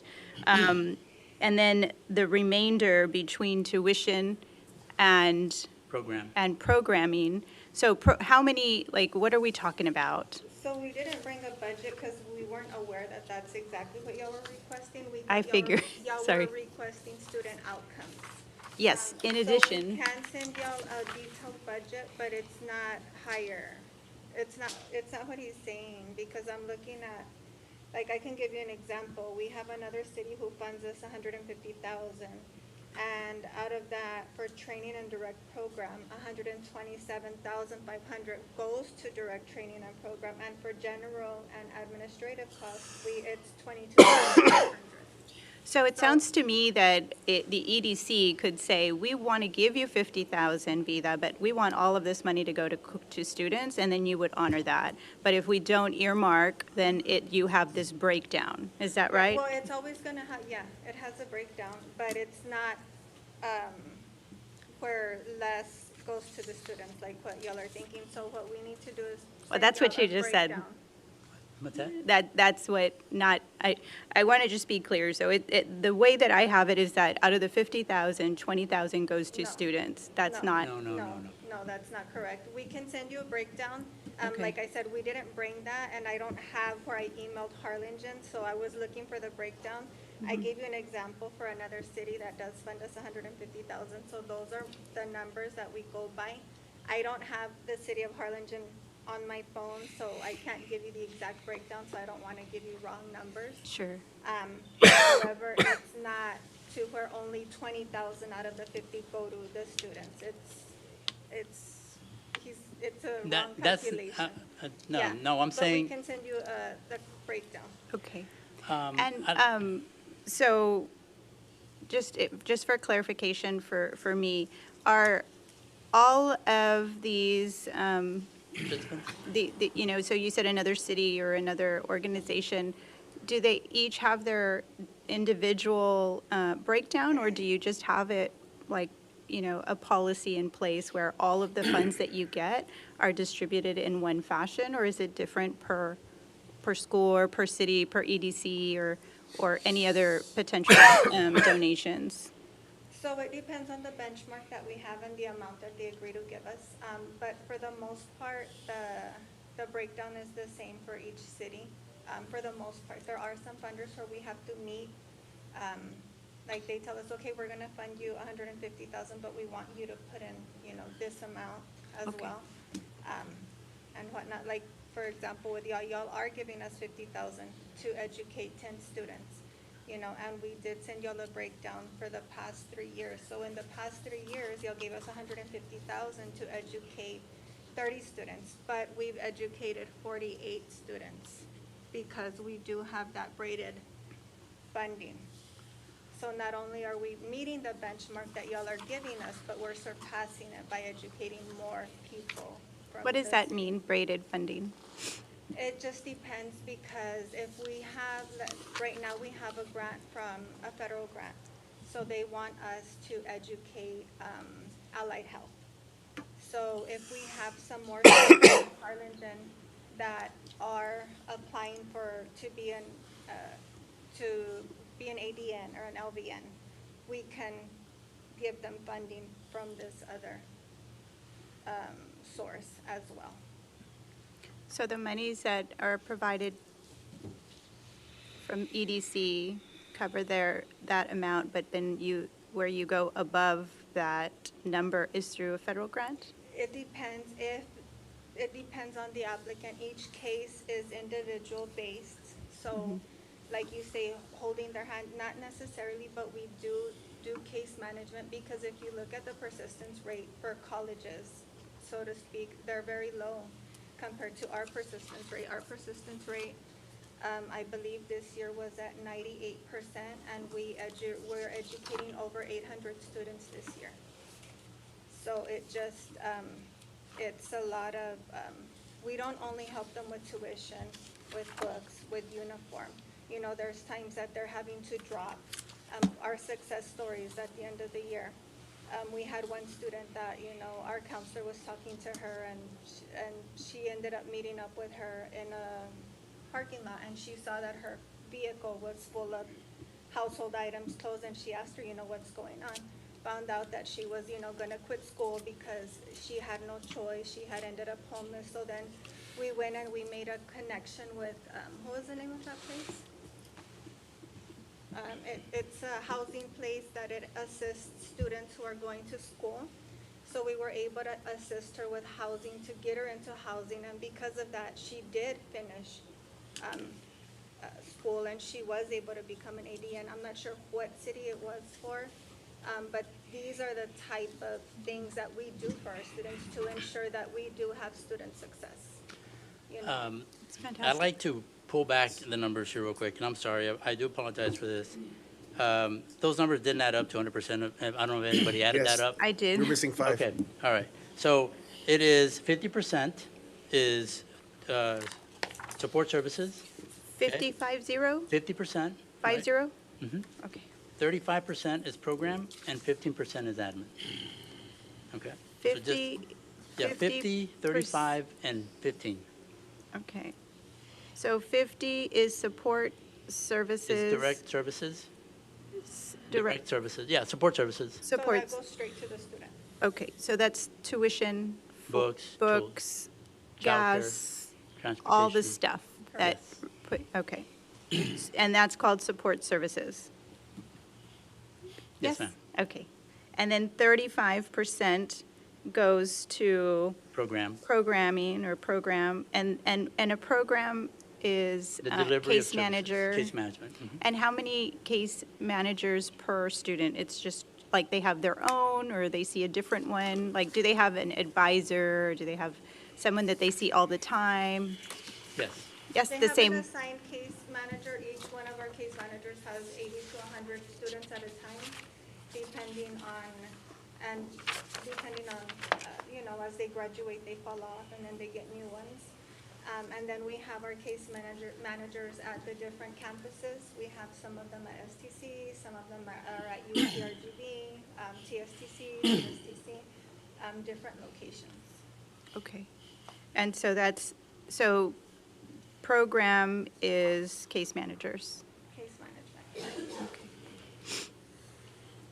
And then the 15% is, Admin, accounting, and directors.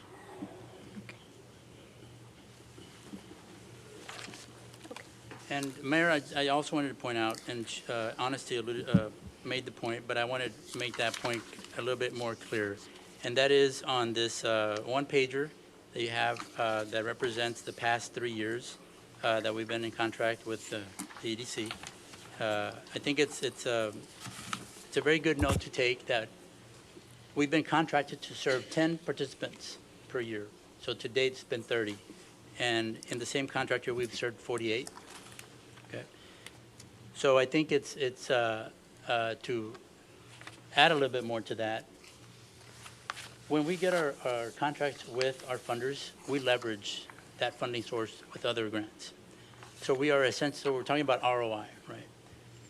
You are essentially almost doubling the investment that you're making just through other leverage resources that we get, which is grants through the state, foundation grants, and sometimes even just outright donations. So this allows us to serve an additional, not just in general residents, but Harlingen residents. So we're able to take your money and almost double it by being able to serve additional Harlingen residents. So that right there is an immediate win just through the leverage dollars that we get from, that we leverage against the city of Harlingen. So I think it's an important point, and also the persistence rate, which is another key point in the services that VITA provides. If you compare that to college persistence rates or even graduation rates, our persistence rate is 92%. If you look at our graduation rate, it's up in the 86%. When you look and compare that, and not to batch, right? But I think we're looking at facts. If you look at college graduation rates, they're in the 46 to 49% graduation. Ours is at 6%, and the handholding is what gets us to that graduation and persistence rate. Yes, sir. But also with universities, it may take students 5 or 6 years to graduate. And depending on the university, the graduation rate is 90-some% or far, far, far less, depending on the school. And I'm going to repeat, you're holding their hands to ensure their success. These are not, I'm just going to guess, these are not 4.0 high school students who turned down a scholarship to Cornell or Stanford. But these are people who struggle throughout their youth and early adulthood, and their families struggle too. And this is a way of holding the bat with them so they could hit a home run. And they could become educated, get that piece of paper, and get a job. And contribute to their own success in life and contribute to society's success. I like that. We hold the bat with them. And just this. And I'm telling you because I worked 2 and 3 jobs in college and I had Pell Grants. And I appreciate helping students wherever I can. the only thing I think is that you do assist in all of the, at UTRGV, at all the different, so this isn't vocational training that y'all provide, it's support services to help these kids go to the university or community college or get a skill training, but the focus is on allied health, based on what I see here, right? The 65% are in the allied health fields? That's correct, yes. Okay. And So we, This is overall and for 3 years, but the current one, which I have right here, like this year, just for the 50,000 that y'all are discussing right now. Uh-huh. The benchmark was 10, and as of today, we have 37 to date. So not only have we doubled, we've more than tripled the amount of the people that we've served, or that we're serving, and our persistence rate is 97%. 37, those who have graduated have an average salary reported of $46,280. Did you provide that to us? This was the one that we sent y'all, that when it was tabled, I believe, but then they requested one for 3 years, which is the one I sent y'all, but I have a copy right here. And I have also the breakdown if you'd like that. That's in this one, isn't it? So I have one more question, and then I think Daniel had some questions on the individuals that you were helping, right? So my question would be, what is the average assistance that you provide a student? I know you know, what is the average financial assistance gone to a student on average? So that can range, obviously, on a case by case, For but it's going EDC. to be, For Harlingen EDC? I would have to, that's something we would actually have to go break down, and the reason being is because we have individuals that we train with industry recognized credentials, which is electricians, right? So they do training for about a period of 2 months. And after about 2 months, like this last cohort that we had trained, and they're from all areas, right? And we had classes in Brownsville and in McAllen. After they did their training for less than 2 months, we got them a job, right? Because we also do placement, and they were earning $56 an hour, $56 an hour. And then, but we don't spend as much, we don't invest as much in their credential as we do for our nurses. So for our nurses, that's where our investment is, what, up to 14? it's between 3,000 to 4,000 per semester. So I guess I'm just trying to, and I'm sorry, I maybe what I could have done is sent some questions to EDC so that they could have sent them to you so you could be prepared for the questions. But I'm just trying to figure out I'm sorry, and I'm just having a very long day. I think first and foremost, this goes without saying, I think that the mission for VIDA and all of the hard work that you've done is evident in the success stories that we have heard. So I have no doubt that you're doing great work. So I hope none of these questions make you feel like I'm diminishing any of the work that you're doing. Absolutely not. I'm just concerned with the allotment from EDC. We want to make sure that it's going to students. And the reason I say this is because, I know earlier you mentioned something to the effect that that's how all nonprofits do. Well, that's not technically accurate. And then in addition to that, we said governments too. Well, we know that this government, it doesn't, operate in that fashion in certain grants that we have been beneficiaries of. And there is a breakdown, and they're all different, to your point, that it just depends on, who the demographic you're serving, what type of services that you're providing. So I get that could be different in all circumstances. But when I'm looking at the breakdown of $50,000, and based on the representation here, it would be $25,000 dedicated to students, and the maximum amount, if all being equal, would be $2,500 per student. So this is what you're talking about with the braided funding, where you only have from Harlingen EDC $2,500 to invest in this one student, but this one student needs $5,000. That's where you get from your federal grant to assist this student and from Harlingen.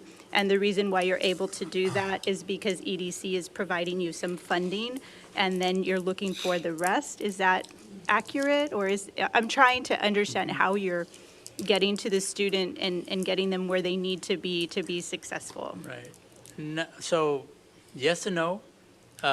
Yes, in the sense that we're going to provide that student whatever needs he or she has before them to be able to compete successfully, right? And no, if we don't have the funding, then we have our additional grants that we're able to pull from, or additional foundation grants that we're able to pull from to be able to assist. But I think when we look at the sheer number of people we've served, right? We're contracted to serve 10. We're not saying we can only serve 10 because we were limited to the 50,000 that the state is giving us. we're able to serve 37, right? So we're able to serve 27 more because we have additional funds that are coming into the organization to be able to share and continue that service for those additional 27 individuals. So, the answer is yes and no, because we're servicing more, so we're not limiting the dollars that we're getting only from the EDC to the 10. We're expanding because we have more funds to provide. But we are able to go off and leverage other grants through the 50,000, right? So we're able to apply for these other grants and say, hey, look, we're bringing seed money. We got 50,000 here that we're able to seed. Can you give us more so we can help more people on our mission? And with that, we're able to get serve an additional 27 Harlingen residents. Yeah, because if you do the math, like you're giving us 50,000 and the benchmark is 10, which is 5,000 per student, and we've served 37. So if you do the 37 at 5,000 a piece, that's $185,000. So you're more than tripling your money in retrospect. For the residents of Harlingen. Here's FYI. I see this page 5, it's a Harlingen EDC projected budget. For 50,000 under training and direct programming expenses, we have 42,500. For general and administrative costs, 7,500, which means that's your 15%. And total, that 42.5 and 7.5, that's our 50,000. Is that accurate? Okay, so from there, from that 42.5, 50% is going to go directly to tuition and so on down the line, correct? And another 35% will go to the case managers and the counselors that make sure and secure these students get over the hump and they finish. In the meantime, all of this 50,000 is going to be leveraged depending on the case manager, depending on the student, what you can come up with on grants or other funding to increase that. I do understand the fact that some of these electricians can pop out within a month. If everything works out, they're done. Allied Health, yes, I sold many books. That takes time. And that's where they need a little bit more funding. But you're leveraging everything with this 50,000 to do 10 students. You're coming up with 37, which is a little bit better than, that return on investment is significant. So I don't have an issue with what you're trying to do. I'm all for it. But I don't know if that explains it. Yeah, that's what that's what we went over. It was 50% goes to support services, 35% goes to the case management, and 15% to the admin costs. So that's the breakdown that they provided us. And I understand it, and I get what you're saying, that you're trying to utilize this funding and then it's not sufficient funding. So you have other buckets of funding, whether it be federal grants or donations or what have you, to participate and ensure that those dollars can be utilized for Harlingen citizens. Because I'm sure if another community provides money, you're not braiding that money with Harlingen because that's been earmarked for their community. So I get that. Thank you for that. Did you have any questions, Danny? Just a couple real quick. Regarding graduates seeking employment, you have some clients that are like 2023, 2024 that they graduated. Any issue or any reason why they haven't found employment? We actually, what I did today is I started kind of going into the case notes and looking. And I know on 2 of them, I did find out that they were working, but it's the person who enters the information into Apricot. She's just not up to date, so I can ask them to update this list so we can send it to you. So this is just a live database. They just haven't gone in there, and because we do go in there every 30, we go in there 30 days, 60 days, 90 days, and we do a follow-up up to 3 years. Okay. So we just have to In update. TSTC, right?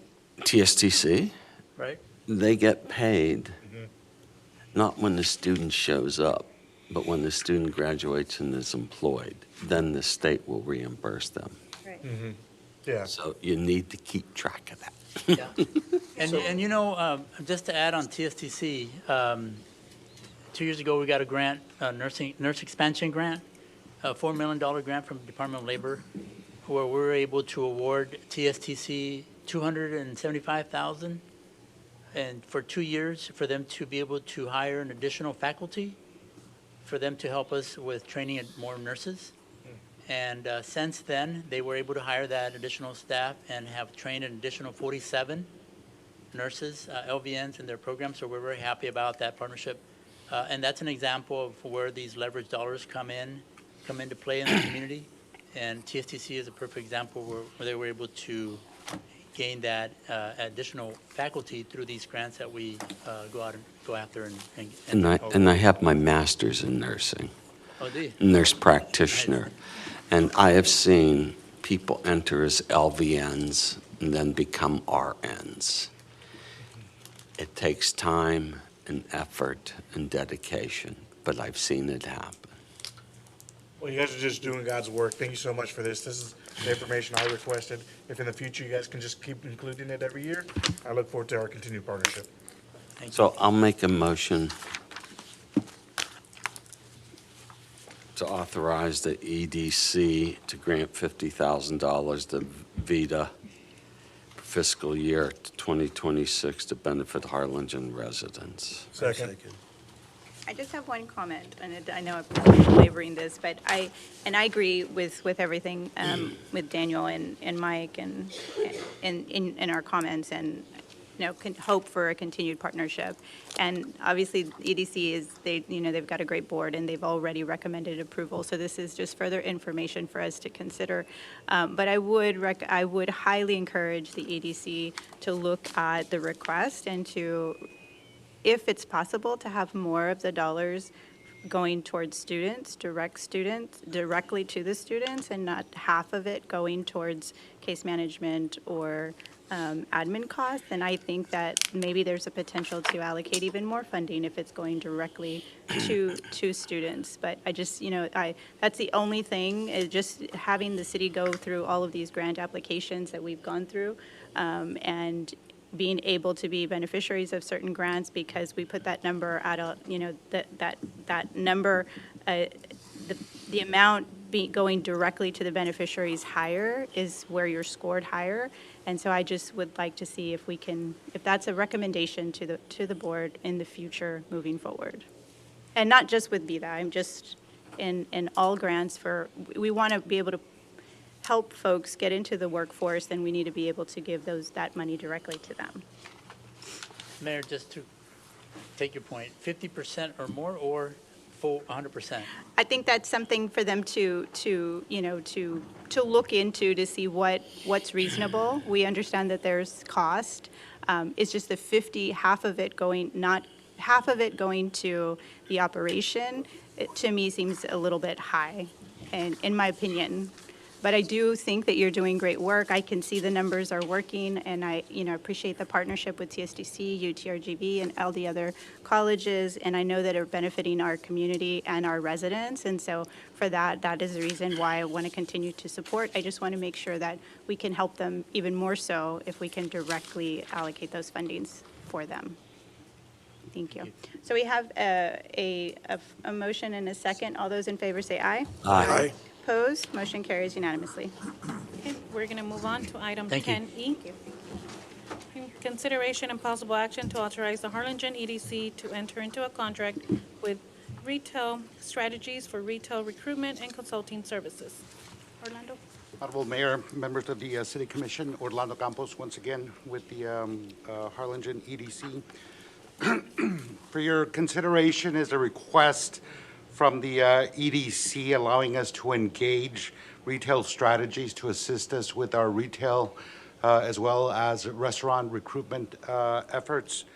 We haven't engaged a similar type of consulting firm in the past. This past year, we decided to take a break, reevaluate the organization that we were working with prior to this year, and we actually met with two other similar type of consulting firms that could assist us with this effort.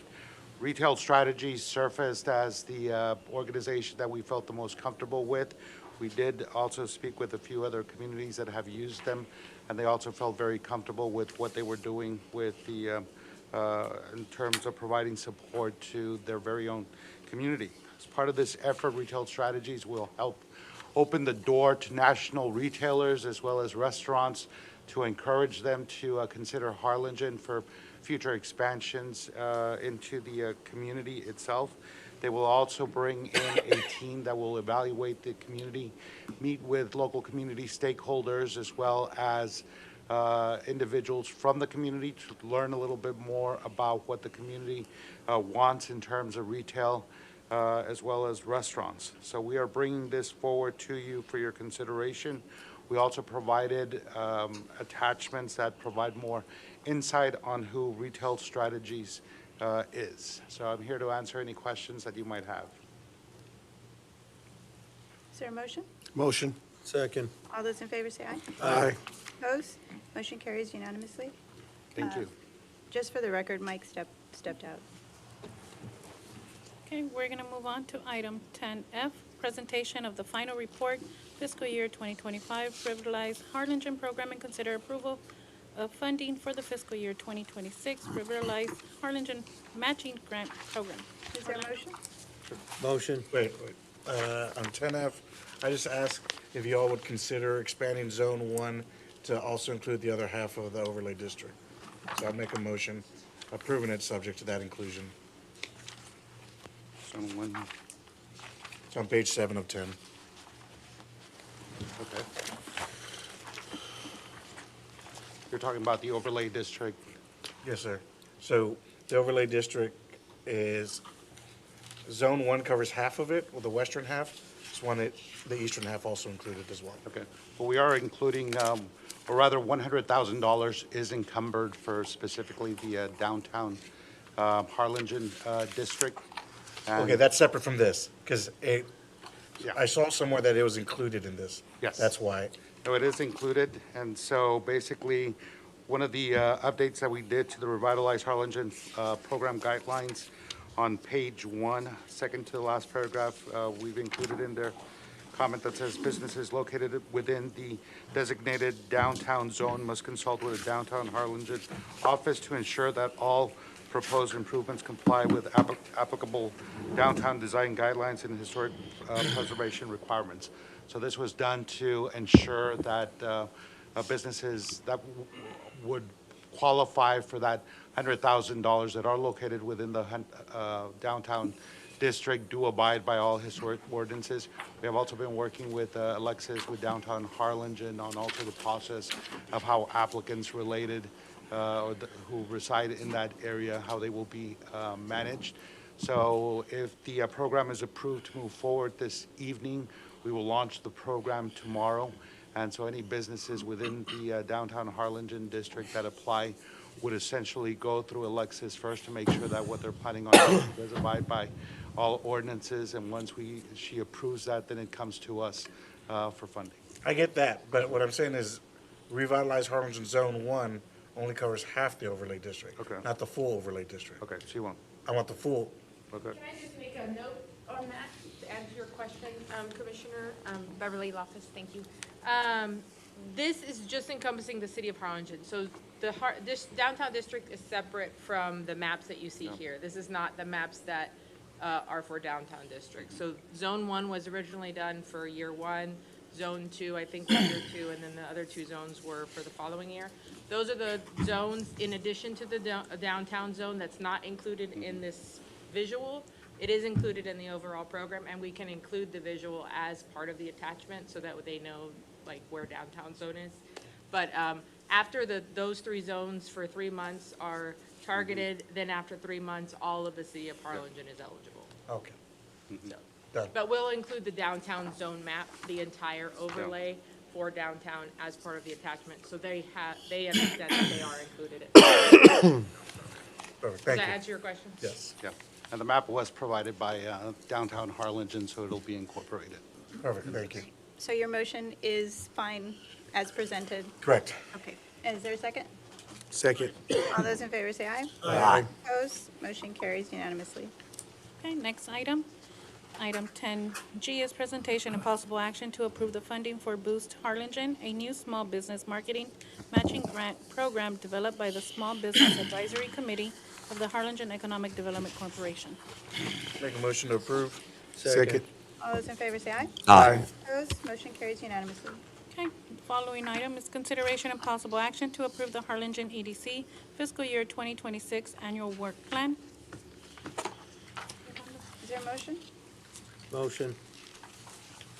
Second. All those in favor say aye. Aye.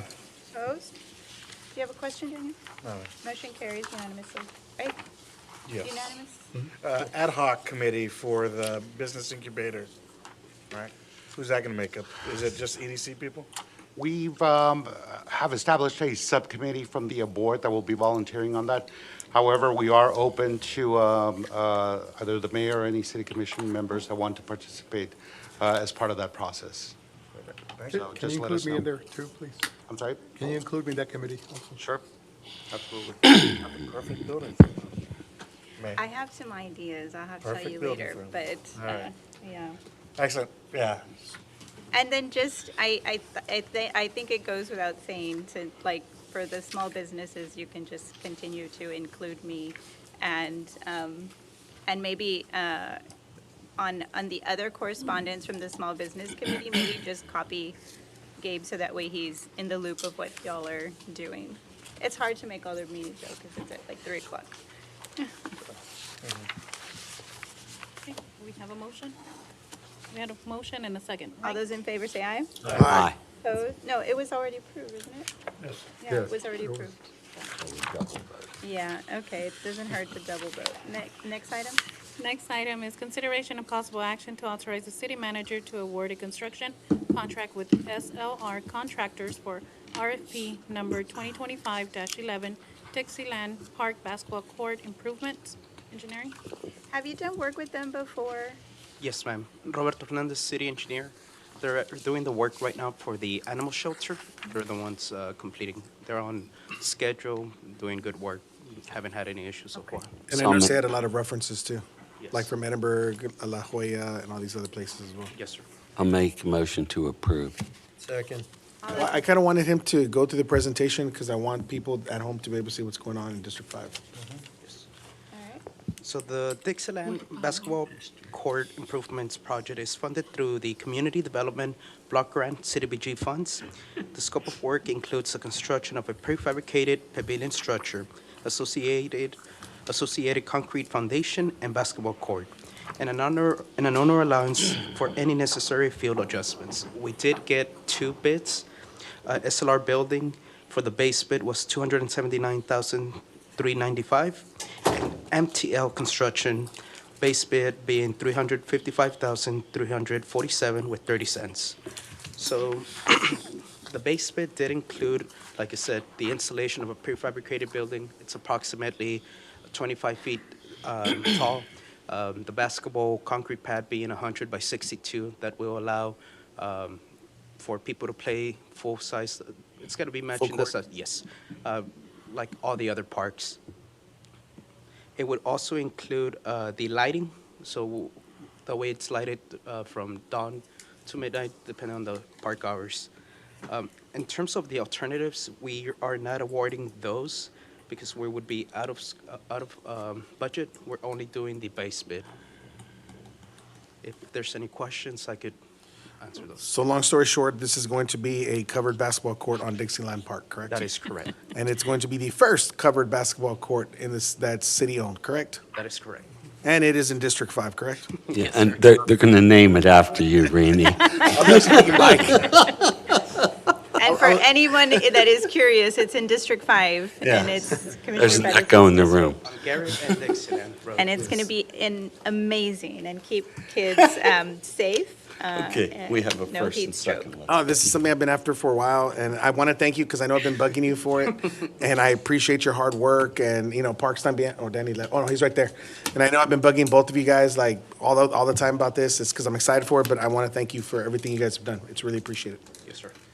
My question is on the cost of the basketball court. I'm looking and it's saying 147,000? No, for this proposal, the installation of the prefabricated metal structure, it was for 122,000 lump sum, and then for the concrete work, another 122,000. How much did it cost to do the basketball court at Vestal Park? For the concrete work, I don't have the number. It's Like 60, 70,000, right? 60,000? Oh, Danny? About 67,000, but concrete work only, and that was the material. All the labor was in-house savings. Here, it is being through CDBG, so we're complying with the grant requirements. So it's like double. But you can't do it in-house? Not to my Because of knowledge. It had to be contracted out Well, and get you would know. bids. This is my concern about your project, is just the cost aspect of it, right? And this is why Oscar did a phenomenal job. Oscar, Chris, Danny did a great job of saving me as much money as I could so that I can then reallocate the CDBG money for other different, the walking trail or different lights or things like that. And so I just want, you, Commissioner, to make sure that this is being done as. Frugally. Huh? Frugally. Yeah, frugally, we'll make up that word, yes. Frugally, correct, because I want you to I know this is one of multiple projects that you want to do at Dixieland. And so you'll have like No, it's not. disc golf, you have walking trail, you have all this. And so if you think that this is the best use of that money and you think this is the best deal for that project, then proceed forward as you see fit. But it was already approved as far, right? And allocated when we went over there. Correct, but you can budget. reallocate that money. That's all I'm saying. But if there's already a motion and a second, we can proceed forward. All right, so there's a motion and a second. All those in favor say aye. Aye. Aye. Opposed? Motion carries unanimously. Thank you. Okay, we're going to move on to item 11, board appointments.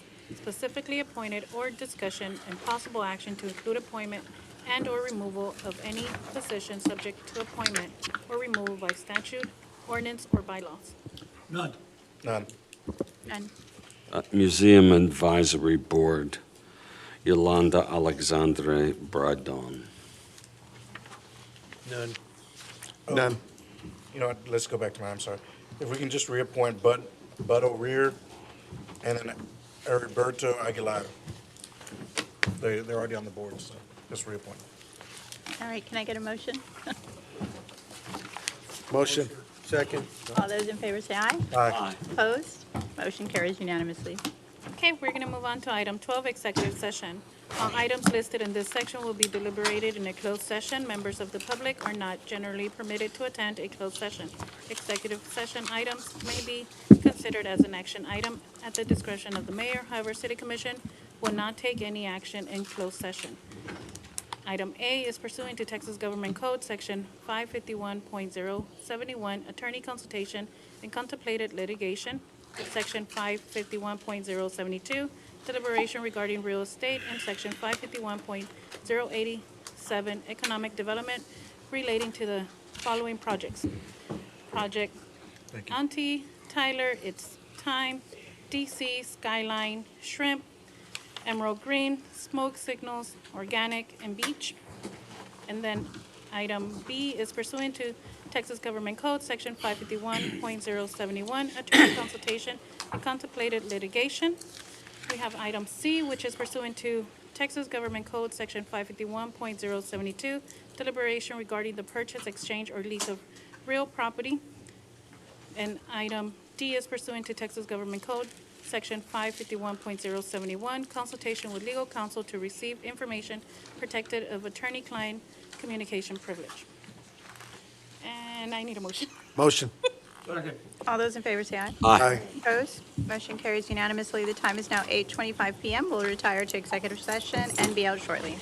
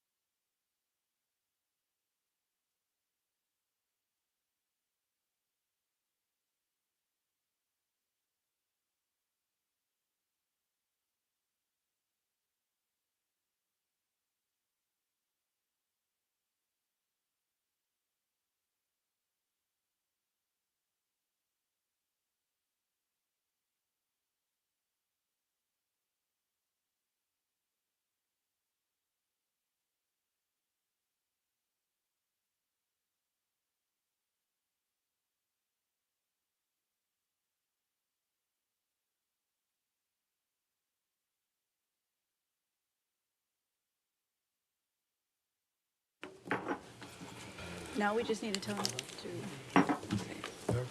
What?